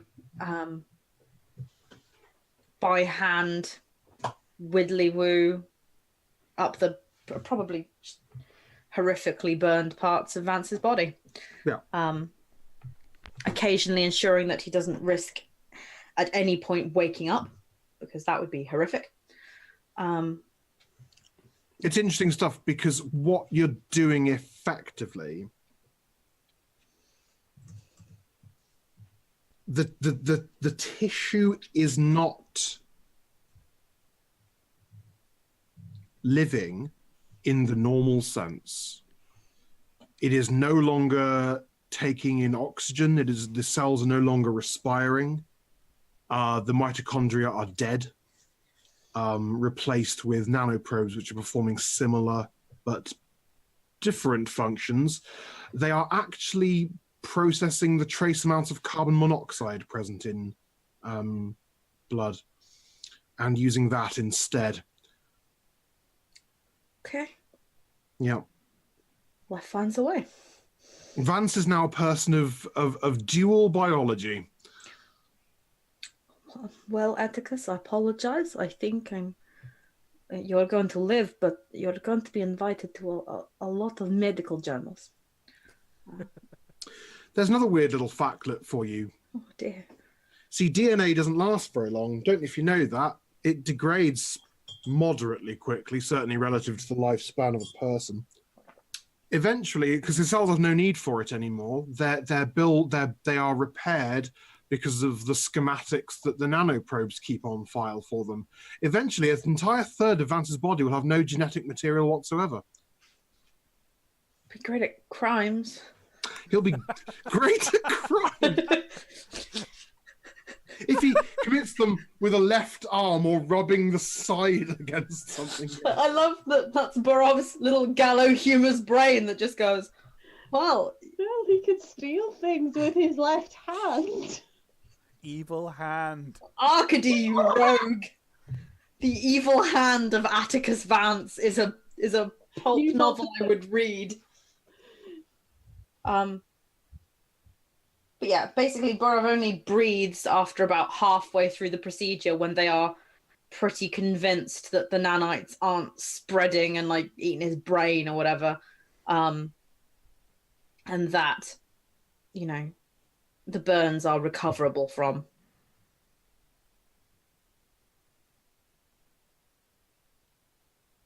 But they look kind of sorry.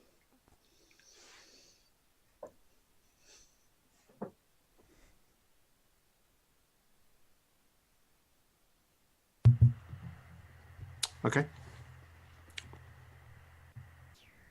That's happening.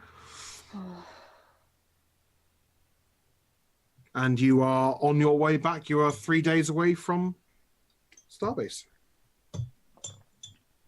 I kind of want to see a scene of Burov filling in the captain of exactly what the fuck has gone down with Atticus like, Vance. If the captain once Burov is washing up post surgery, if the captain wants to storm into sickbay to demand shit, I don't think the captain's demanding anything. Like, doctor's doing the doctor thing.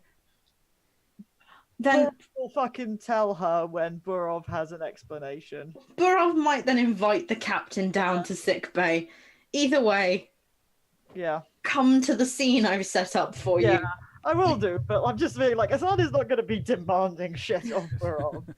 Asada has probably been drafting a fucking letter to Vance's damn wife. And has been expecting the little ping that's like, Oh yeah, no, this is Lieutenant the call. Vance deceased. Yeah, no, this is like, you think this is it. You think this is like, okay, time to put a sheet over his head. Yeah, Asan will, after the several hours, sick bay. This is Burov right now.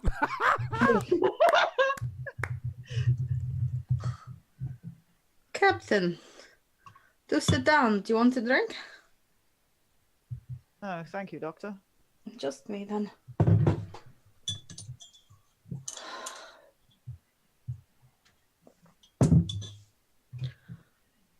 Oh, you'll forgive me for drinking on duty, but I think I've just had the equivalent of about 8 shifts in the space of 3.5 hours.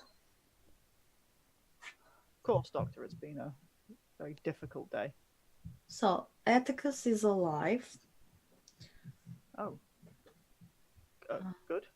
Currently, I have him on just an exciting cocktail of cortical suppressants. Because right now, I think, not to sound like a 19th century quack, but I think what he needs is time and sleep. He's suffered a lot of a shock. So, I can't cope with Emily's face right now. so I made a decision. When he came to sickbay, he was dying. He was suffering from burns over well over a third of his body, coming to a half. Nobody could survive an explosion of that magnitude. His bones were powder. But it turns out I hadn't accounted for him arriving into sickbay full of a good thumbful of Borg nanites. Ah. So that was a big yikes. So I was faced with Atticus is going to become Borg drone and die of burns. But it turned out neither happened. the Borg nanites healed the worst of his burns. And Dr. Light and I extrapolated out that given the very little that his system had been exposed to the Borg technology, he was under very little to no threat of turning into a drone without further access to Borg technology. Okay. So I let the nanites work. Currently, they are isolated to his arm and left side and some of his jawline, but not a critical amount, where they healed the worst of the burn and allowed me to perform what is still borderline miraculous medical procedure. But still, I think if I can rebuild the lieutenant commander's skull in an afternoon, I can let him sleep in a hyperbaric chamber of Dermalin and he will recover in a few days. The upshot of this is not that he will be maybe a little scarred, but that he's now full of nanites, which we can't remove without certainly killing him. And the implications thereof? So, I don't know how much you have read about the non-Borg, former Borg drone 7 of 9. Only the general briefing packages is pertinent to Captain's updates on Borg affairs. So this is not that bad. She was a full drone, and to be honest, I think I've read the papers, but having looked at the technology as I did, miraculous, absolute work of genius. Instead, what Lieutenant Vance is going to require is an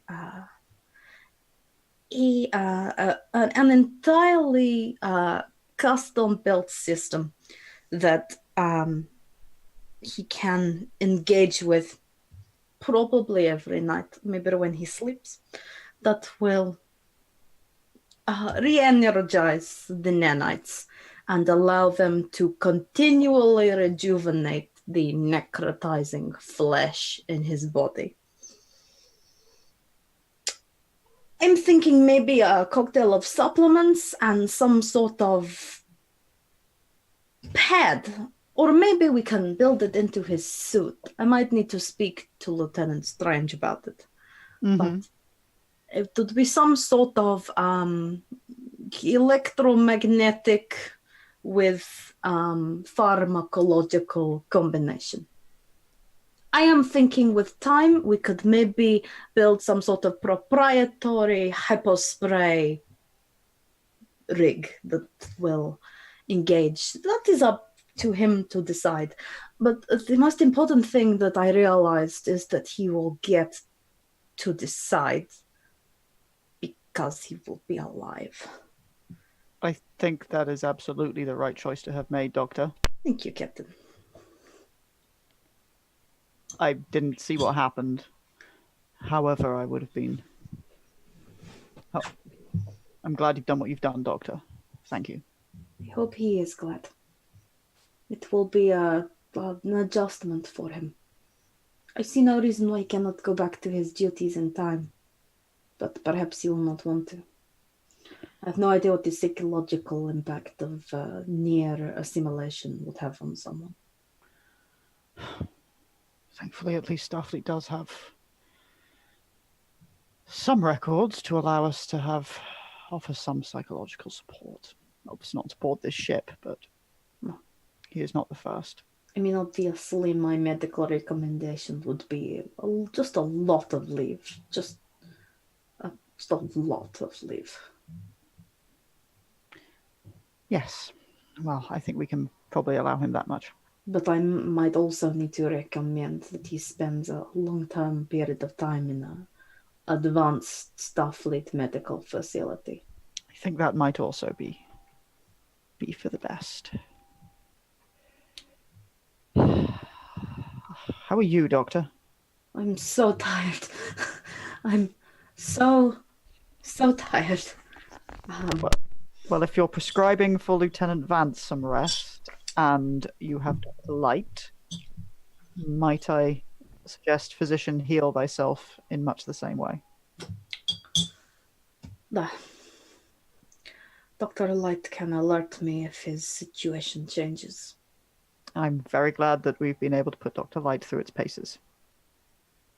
He is quite possibly one of the most marvelous things that have ever been sent to my sickbay.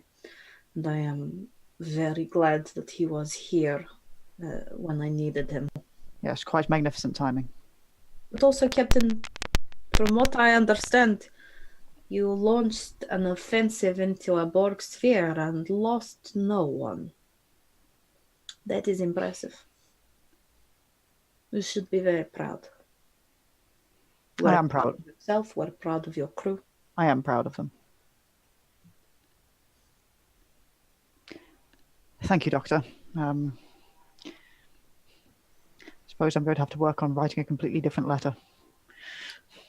Maybe not to be a broken record, but maybe you should take the day.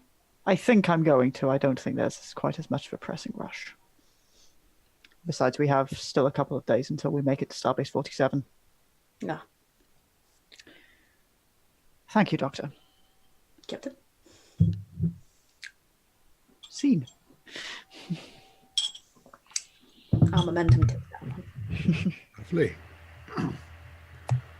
Any other scenes before we sail off into the star-strewn night? Well, if we're done, now's the time for epilogues, right?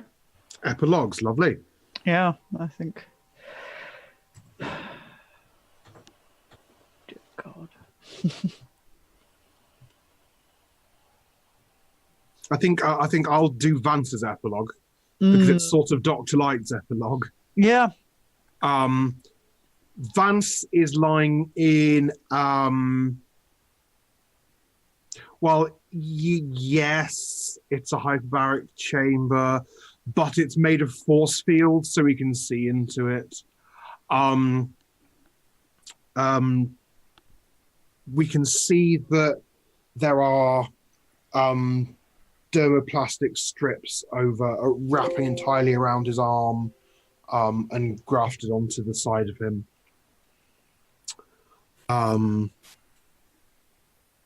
Dr. Light is inspecting him contentedly, gives a single nod, and walks out of shot. We linger on on Lieutenant Vance for a couple more seconds, but nothing sinister happens. He doesn't open his eye and it's all lasers. Everything's fine. Well, everything's not fine. He's obviously not fine. He's not dead, which is pretty impressive. He is in a stable condition. It's so Nailed it. Mm-hmm. I think because this episode has been very focused on command and the decisions of command, we should get some sad boy out of the way action. so that we can end on higher ranking characters. What is Strange doing? Well, we still have some damaged systems after suddenly Borg virus, so Sad Boy's got work to do, which makes his life much easier because now he doesn't have to try and think of what does he need to do or what should he be doing. So, I think then during the repair of one of these systems, a notably should be off shift Ensign Casey will arrive. Lieutenant. Ensign? I thought I might lend some assistance, if at all possible, in the reparation of these systems. Yeah, assistance is always welcome, but aren't you supposed to be off shift? I can lend an hour or so. It will only lessen the workload for you. Well, if you're sure. I am.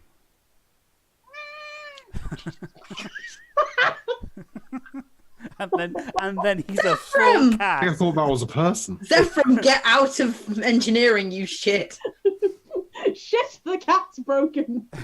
It's just glitching all over the place. Message comes down from the bridge. Lieutenant Strange, is my cat down there? And it's just T-posing like a glitch video game character. You don't get a response from Strange. All you get is more meowing. Anyway. Yes. During this period of repair, Casey will at some point bring himself to saying, "We had to begin that whole affair by putting aside our differences and working together in the face of odds that far surpassed anything we could cope. And I think we were the better for that. I think you're right. I have been unfair to you. And I have continued to try and make amends for how I think and the feelings that have yet to fully be reconciled from Gwen's death. But in order to fully reconcile and move forward, I need to be honest with myself about whether or not I have been fair to you, and I do not think I have. And so if you would accept an apology on that front, I would be willing to give one. I would easily accept an apology, but only if you think you need one. I think I do. And then there's a little bit more work, and then he kind of, like a small laugh, and says, I assume you've heard about the miraculous case of Lieutenant Vance. No? From what I understand, he is going to be well, but significantly different. I do not know the full ins and outs of it. I'm sure there'll be a proper debrief, but by the sounds of it, there is much change, but fascinating in its own way. And he kind of smiles and I'd like looks. to know how Dr. Burdov did it. No, neither do I. Again, I am sure there will be a debrief. I'm sure this will all come to light, but it's fascinating the sheer changes in life that so significant a thing can cause.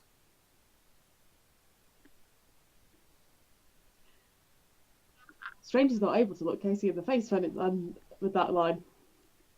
And he's not looking at Strange because he's working, and he's just smiling to himself, just enjoying this moment of camaraderie and repair and a job. And as far as he's concerned, everything's okay. Yeah.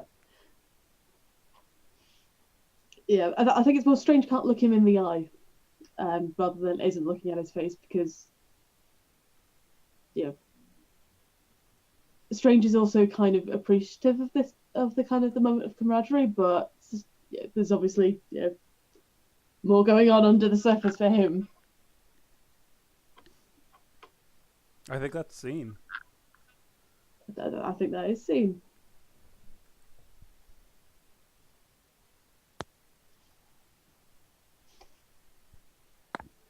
Well, my cat is no longer testing gravity. I fear, we're probably due at some point at the end. Sadathon Talandra. So, um, damn it. Unless you have And anything else. then I vanish forever. Likely there are at least those scenes that don't need dialogue of sort of Burov inviting Lieutenant Strange to sick bay, with basically like if the pad equivalent of like a whole idea, a bunch of ideas scribbled on napkins, with a kind of is this technologically possible? I just thought about it, and then Lieutenant Strange having to look at that and go, yeah, yeah, well, yeah, I'm sure we can have a think about it. Don't fret. You want to plug a what into his what? I think that's possible. Are you sure you don't want to drink? No, I'm off duty. Oh, okay. But yeah, just that developing somewhat. But I think everyone's doctor now in my head. I think Vance is going to be a kind of long-term project for all of us. Sorry, Kath, your secondary's just become well secondary. I'm not sure my secondary is going to stay in Starfleet after this. Oh boy. I'll have to think. No. Oh. Yes, Strange will look over the notes very, eagerly and interestedly. And we'd be very much looking at this in a kind of like, could this be applied to other things kind of way? Oh, I like it. The relationship between engineering and medical increases. Yes, that's definitely what's going on. One day I'll know the secret and I will help you. No, you go. And the traditional additional scene of Burov and Kantos. I feel like this one is probably so. At the end of the last one, when everything had gone horribly wrong, and there was a lot of kind of Burov being very comforting to Kantos. Yeah, I feel like that's reversed this time round because Kantos has actually had it fairly easy, whereas it's Arkady that's had the much harder time this time round. Yeah, I imagine again, kind of wordlessly, Burov's going to fire off some messages back to home, as it were, and then we'll just wait for Kantos to come in and probably have a good old cry, because despite everything, it's all been a bit much for Burov, because Burov is not a wartime doctor. And, has trained to do some pretty horrific things, but yeah, there's some pretty horrific things, and then there's this nonsense. Had to legit make the decision of I guess this person might not live unless I decide a thing, and that's quite a lot, Especially the particular thing that needed to be decided. Yeah, because it involves Borg nanites. Especially since Burov was kind of geared up in themselves to have a fight over it, because another captain might have been more like, oh, nanites. Nanites basically kill him. Oh, he's dead already. And Burov had done that thing where you're all geared up for a fight. Like, no, I am the chief medical officer and I have the say here and you don't get a say because I'm you agree. And then Athan was like, okay, Burov seems to have the situation in hand. Was like, what the ever-loving shit.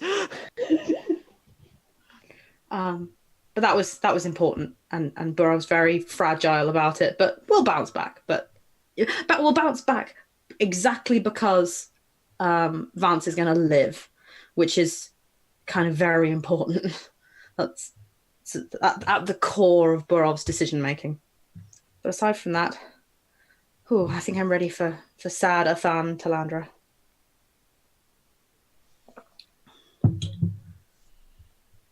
Yeah, I'm not sure necessarily what will prompt this, but Athan is going to be pretty subdued for the journey, not just obviously getting rest and recovery, but she is going to be quiet. She is going to be possibly a little terse with some of the, not like mean terse, but like a bit terse with some of the bridge crew, and will be taking to long hours brooding in her ready room. Yeah, no, that's legit. Listening to classical music. Ah, classical music. You can still rock in America. Oh, yes. One of the Ooh, saddest songs. White Snake. True Yeah. bards. Likely during the sort of little mini scenes that come, Talandra will, like, she's not oblivious to Athan's terseness, but she absolutely is not letting it get to her. She looks like she's completely unaffected by it, and it's just kind of getting on, because that's the problem with having a Vulcan XO. They're never going to engage with your bullshit. But long scenes of them sitting opposite each other doing paperwork while Talandra's just getting on. Yeah.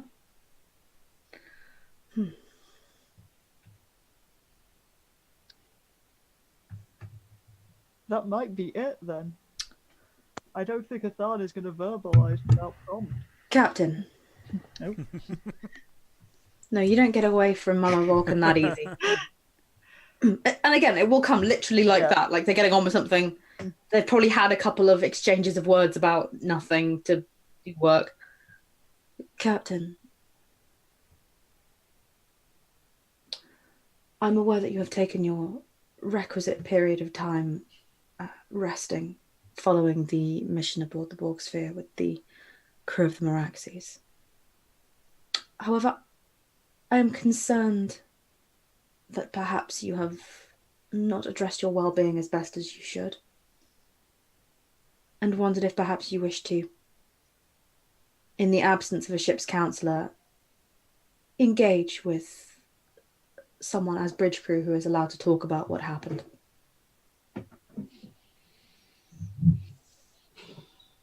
I promise, Commander, I'm not endeavoring. This is not some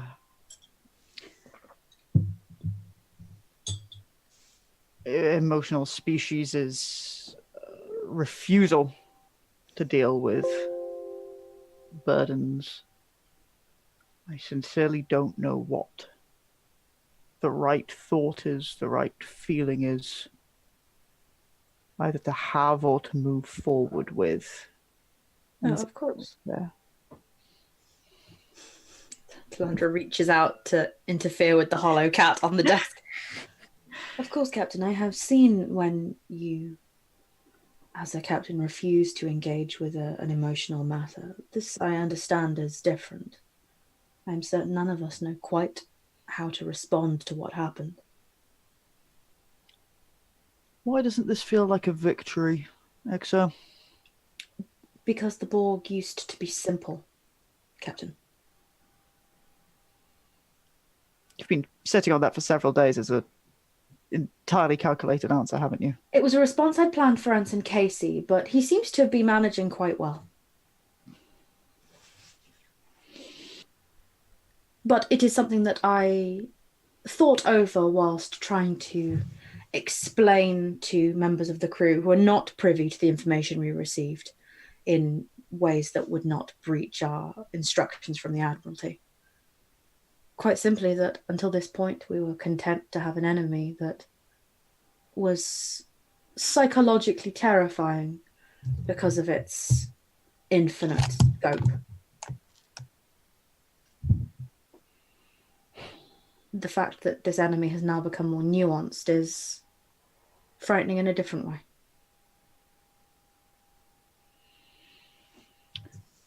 As I said, we know what happens if we fight them. We don't know what happens if we do this. And it is... When I say it's that unknown that's getting to me, I don't mean the future. In fact, I'll very often prefer to take an unknown over a certain warfare. Just on the sphere, we didn't know how to press forward, what they were going to do. They whisked us away and then brought us back. They were, I don't want to say irrational, because I'm sure they had method, but I couldn't see it. I could get Lieutenant Strange to keep pressing forward to deal with their systems. But all that seemed an option was to just keep moving forward. And I hate the way it feels like luck got us through. Captain, would you accept a hypothesis? By all means. This is based on nothing only that, whilst aboard the Borg sphere, I truly believed that when we said goodbye following our meeting with the emissary, I was about to die, or would be assimilated in due course. I had only a second or two to come to terms with that fact, but I did. And I was wrestling with this thought once we returned to the Iskandar. Why did they send me back? Having stated that they wouldn't, why was I then sent back? I could not explain it for the longest of times. And as you said, certain of their behaviors may seem to have been erratic, illogical.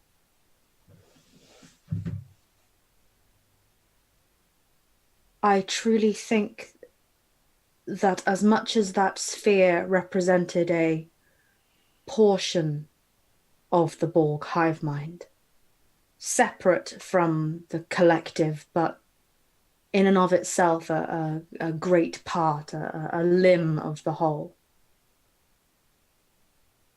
that sphere was scared. It had no weapons. It had no capacity to truly assimilate. It was, as many of them have said, dead in the water. And whilst dealing with the new protocols of the emissary, of engaging diplomatically with Starfleet, it was afraid of us. It was aware that we posed a real threat to it and acted with all the erratic tendencies that any mind experiences whilst acting under true fear.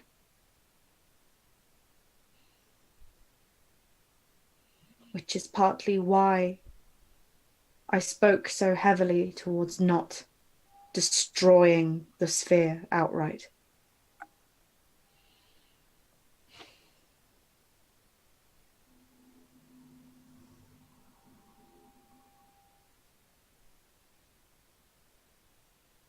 All of my training, all of my preparation, I felt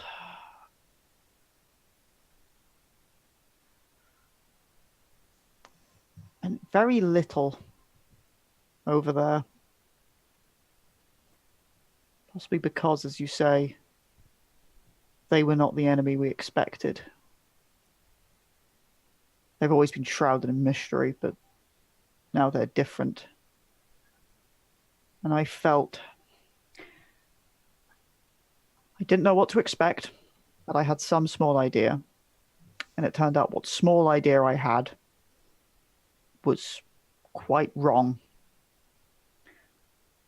And I still don't feel after the fact that I really understand better. I look back and I think that my choices were not the best choices, but for the most part, I cannot think, oh, I should have done this. I'm struggling to learn from this scenario, Commander. And there's a scenario in which we very nearly all died. And I know that I made poor choices. I cannot think of fundamental choices I would make, even with all of my knowledge, if I could return to the scenario again and do it better. I don't know what would constitute better. And I think that is what is troubling me. Usually in mistakes, there is experience. Now all I know is that I do not understand the Borg. Captain Athan, how many times did you take the Kobayashi Maru? Once. I didn't see the point in...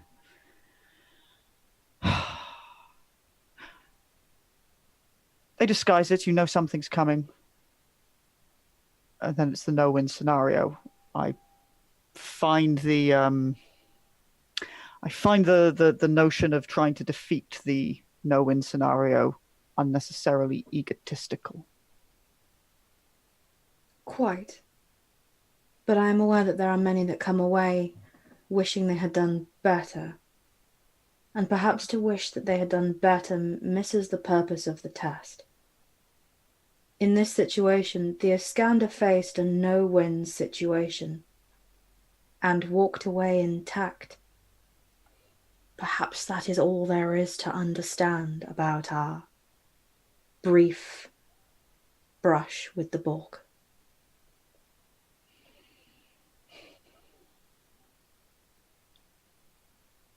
And I would be the last person to tell you not to think philosophically about what happened.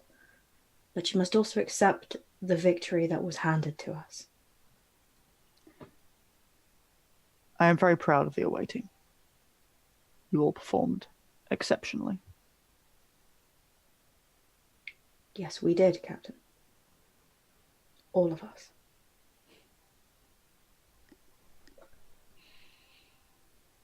Do you know why I adhere so strictly to the regulation that indicates that captains should not come with away teams on away missions, and spoke so vocally against you doing so in this instance? It is not simply because you are too important to lose, although that is part of it. It is as captain you must face every day a great number of very challenging decisions. More so in tactical situations, decisions that risk the lives of the entire crew. And sometimes I think you should not have to do that on a tactical away mission as well. I'm not sure being spared is a kindness, Commander. To sit on the bridge while you would be over there. I would not say it is a kindness. I do not do things because of kindness. Things I do because of the necessities placed on the frailties of the mortal spirit. You are a captain now. You should not have to be given a new kind of pressure when the pressures you receive should very well be enough, Captain Athan.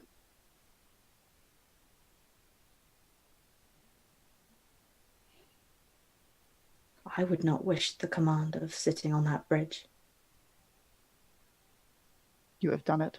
I have done it many times, but always safe in the knowledge that eventually I will get to give it back. I think that is a question of to spare me the burdens of the immediate tactical pressures of away missions. It is different with the Borg. In most situations, you are right, there is a certain amount of relief because, as you say, for you, when you sit upon the bridge, you know that you can always give it back. For me, if I send my crew on an away mission, I know that they are in your hands, Commander. And that is a relief of a burden. But again, I suppose the Borg rip down every, or at least chip away at every principle that we have. It is not out of lack of faith in you, Commander, that I could not countenance sending an away team while I sat on the bridge. But in some cases, both burdens will break you, and you must simply choose which one. It is also a problem I lay firmly at the feet of the Romulans, Captain. You can. I would be lying if I said I was not grateful that I had a reason to overrule you, XO. Of course, what Captain. I have belabored and struggled with what happened and what we experienced, I would not have rested easy letting you go without me. Then, Captain Athan, I will tell you something that, in truth, I had intended to perhaps omit from my official record.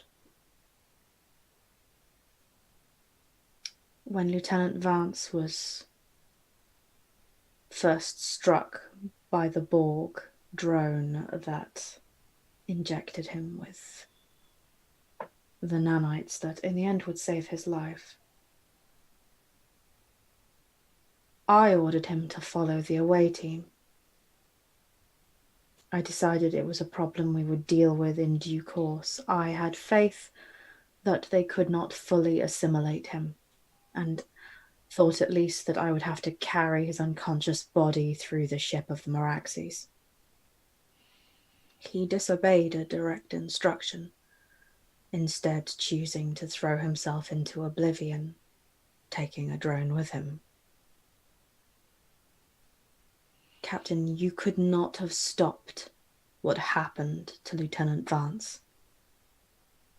Whether you were stood in my position on the hull of the ship or sat on the bridge of the Iskandar,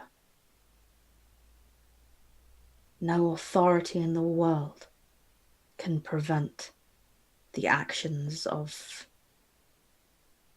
humans. Human nature.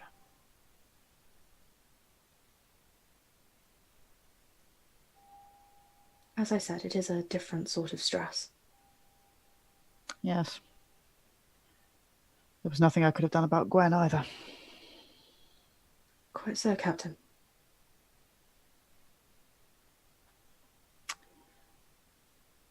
This has helped, Exo. Thank you. Are you wanting me to write up Lieutenant Vance when all of this is over? I had considered it, Captain, but I think perhaps he will have far more to deal with than a reprimand on his record will indicate. Yes. I think I shall assume that he did not hear my order, given the stress of the situation.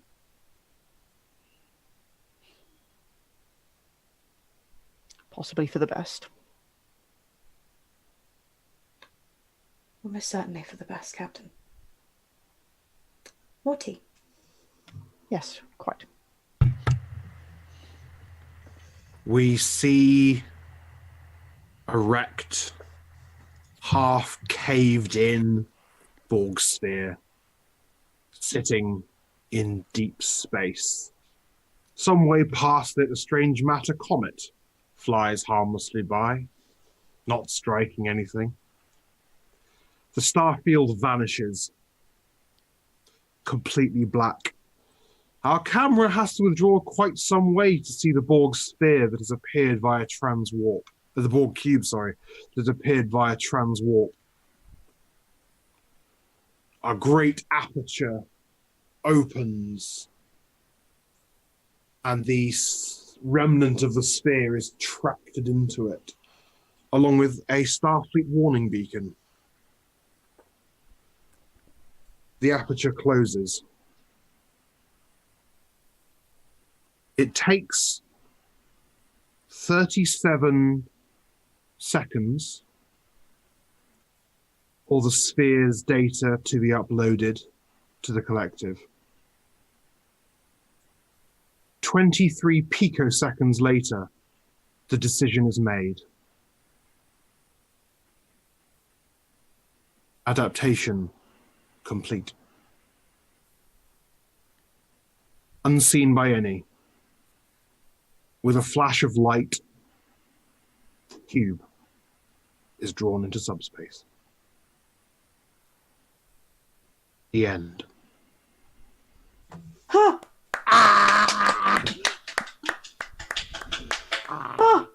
You have been watching and hopefully enjoying Star Trek Iskandar, The Old Enemy. And I have enjoyed immensely being guest GM for the Iskandar crew. It was a lot of fun for me. I thought she just blue screen of death in real life. Well, she'll be back or she won't, but she's frozen on the perfect expression. That's why I was just no. No, I think that was a live image. I just think I was just nope, freaked out. Yeah, so Emily is hung up on us and has decided that she hates us.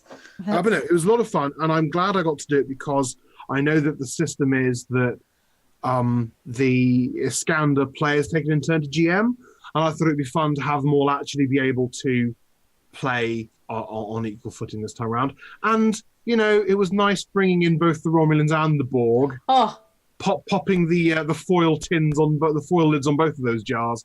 But hopefully I didn't anger anyone too much with my new interpretation of the Borg. Canon things are different now. love it. Love it. Yeah, I know that the way that the Borg is done is kind of each fan will have their own preferred way it's done. Personally, I go with they were almost annihilated. They had to adapt pretty quickly. But I will say this because I'm not an Iskandar regular. There are some things I don't feel. Oh, first of all, I am going to do one thing before I hand back the GMing hat to the group, which is I'm going to level you all up. Which in this instance, I'm going to give everyone a new trait.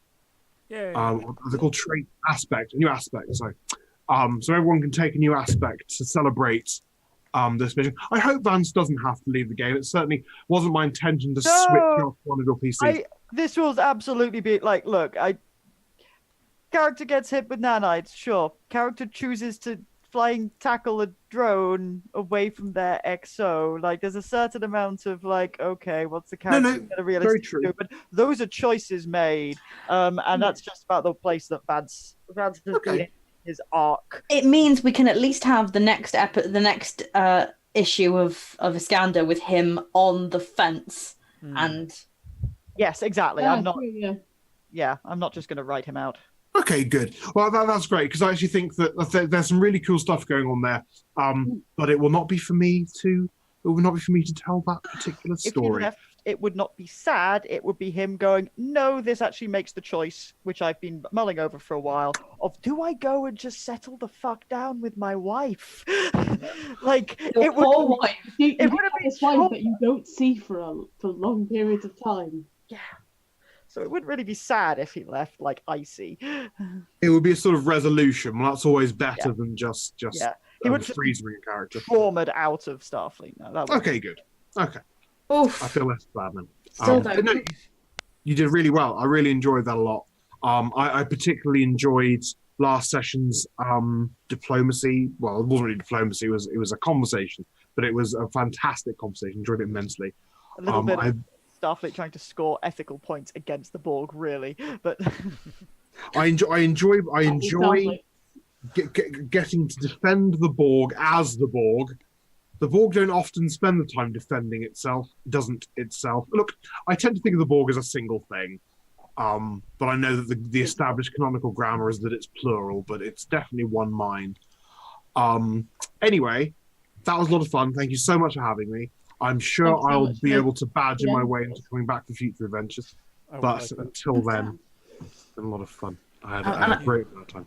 And I know you were saying you really enjoyed defending the Borg as themselves, but I've been dreading the argument of, nah, we're Starfleet, we shouldn't blow up the sphere. Like, I honestly, Lucas will attest to this, that I said, so I'm pretty sure that Talandra's going to try and argue the we shouldn't blow up the sphere thing. I don't think it's going to go down very well, but she's going to try. And he was like, okay, yeah, cool. Just, you do you. I was so shocked that it worked, and I'm so happy. But it made sense with what had happened. But there are many sorts of captains that would have looked at what happened to Vance and gone, nah, he died, and the nanites are trying to turn him into a Borg. I mean, that didn't really factor into Athan's decision making because that's just Borg being Borg. It was, the fact that he died was almost in some ways, from a numbers perspective, or that she was presumed almost from a numbers perspective, like pretty big win. Yeah. However, one of these days, a thun is going to fucking snap because that's like multiple. I mean, at least on stasis, she got to be like, "Nah, I'm sticking you in a box forever. You can go over there." But this is now 2 times when someone has killed or almost killed or tormented her crew, and she said, "Go." Federation principles mean that I have to let you go. One of these days, it's going to end real bad. It's okay. I admire. Sorry. No, you I admired the decision not to finish the Borg sphere because it was I mean, I know that Talandra made some pragmatic points, but personally, I thought it's a very difficult situation to apply principles to an enemy like the Borg. It's very different when it's an enemy like the Klingons or even the Dominion. I mean, the Dominion would have just eradicated all life on every Federation world. You know, that if they had a way to do it, they'd have done it. But there is a scale on which you can engage with them. You signed a treaty with them in the end. That's how that war ended. Will there ever be a peace treaty with the Borg? I very much doubt it. I don't think that's the sort of thing that works. I believe firmly, especially in this kind of thing, of death of the author. So I will leave it to the collective imaginations, pardon the use of that word. Oh, I felt it. To determine whether the Borg were really trying diplomacy or if it was just a con to buy them time. I know what I think, but I don't think they'd be capable of a con, personally. Look, I'm also very content with. I mean, I don't know if this is correct or not. I'm very content with having the Borg be a thing that, like, we get a guest GM in, like Lucas, to come and do, and because otherwise the Borg can get so overdone. Like, I have no desire to GM the Borg, and like. I think the uncertainty works. I mean, like, as Athar's point of, I know what happens if I blow them up, and actually in practice we don't really gain very much, and I don't know what happens this way. I almost feel we still don't know. Talandra's point being, if at any point, because we have shown them that we are the Federation, we're compassionate and merciful, it makes them even a sliver more compassionate and merciful in the future, that's not a bad thing. It at least means that they would know, even if they don't become more compassionate, they will at least know that when a Federation captain goes, even in the most advantageous circumstances, when a single photon torpedo will destroy you, we won't take the shot. At least they will remember forever that you had the choice to take the shot and didn't. Yeah. Maybe that will mean nothing to them at all. Maybe they really will go back to their old ways, but I will repeat the last words of this episode. Adaptation complete. Who knows what that means? But no, it was fun to visit the Borg. Thank you for letting me visit the Borg, even though I didn't ask your permission because that would have given the game away. But no one screamed at me when I... it was so much fun. Thank you very much. I feel like there is that clip of our little faces at the point where you revealed that it was the Borg. It was great. I think that says a lot about how we feel about the fact that suddenly Borg happened. Yeah, that is great. That moment of impact is me. And that's what I love about doing an established thing, like having an established enemy. If I'd have gone, oh, it's a terrifying vessel, it's got all spikes and whatnot, I'd have gone, okay, big vessel, cool. But it's a really boring looking metal sphere emerging from nothing. But the association that everyone has with it is, oh my god, existence as we know it is at an end. For me, it wasn't even just, oh, there's a thing, there's a rift, there's a big ship. It was when you started up your cultural distinctiveness will be added to our own. I was like, huh? What? No, those are the no words. I know they didn't do the full speech, but I definitely heard Borgy words. I did a modified version of the speech because the whole your culture will adapt thing makes literally no sense. Yeah. They don't adapt your culture, they just walk over it and take what they need. There's nothing adapts. But it was toy effect.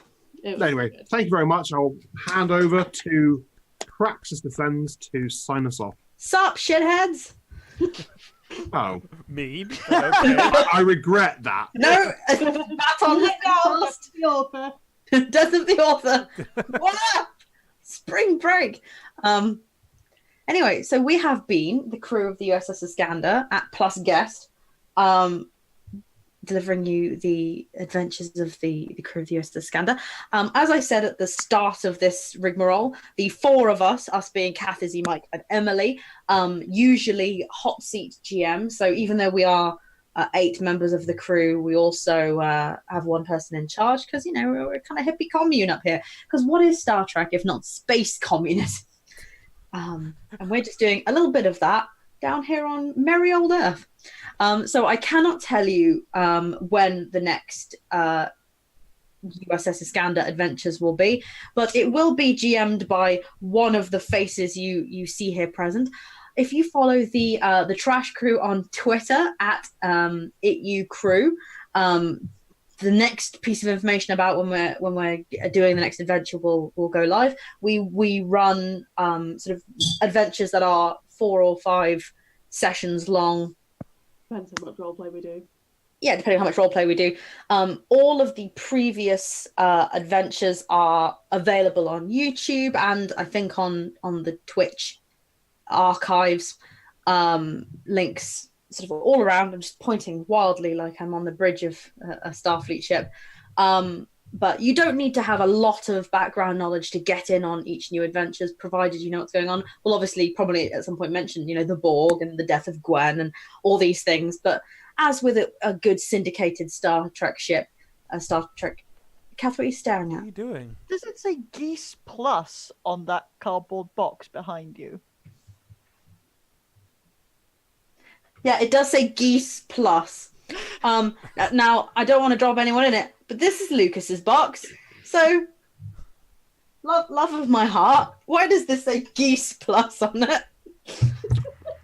My late grandmother owned a trio of charming ceramic geese. I believe that is the box that they came in after she died. See, I turned into a dead grandmother story. Your move, shithead squadron. You win! You turned it into a charming story, which makes me love. It's like geese, but also more. More than geese.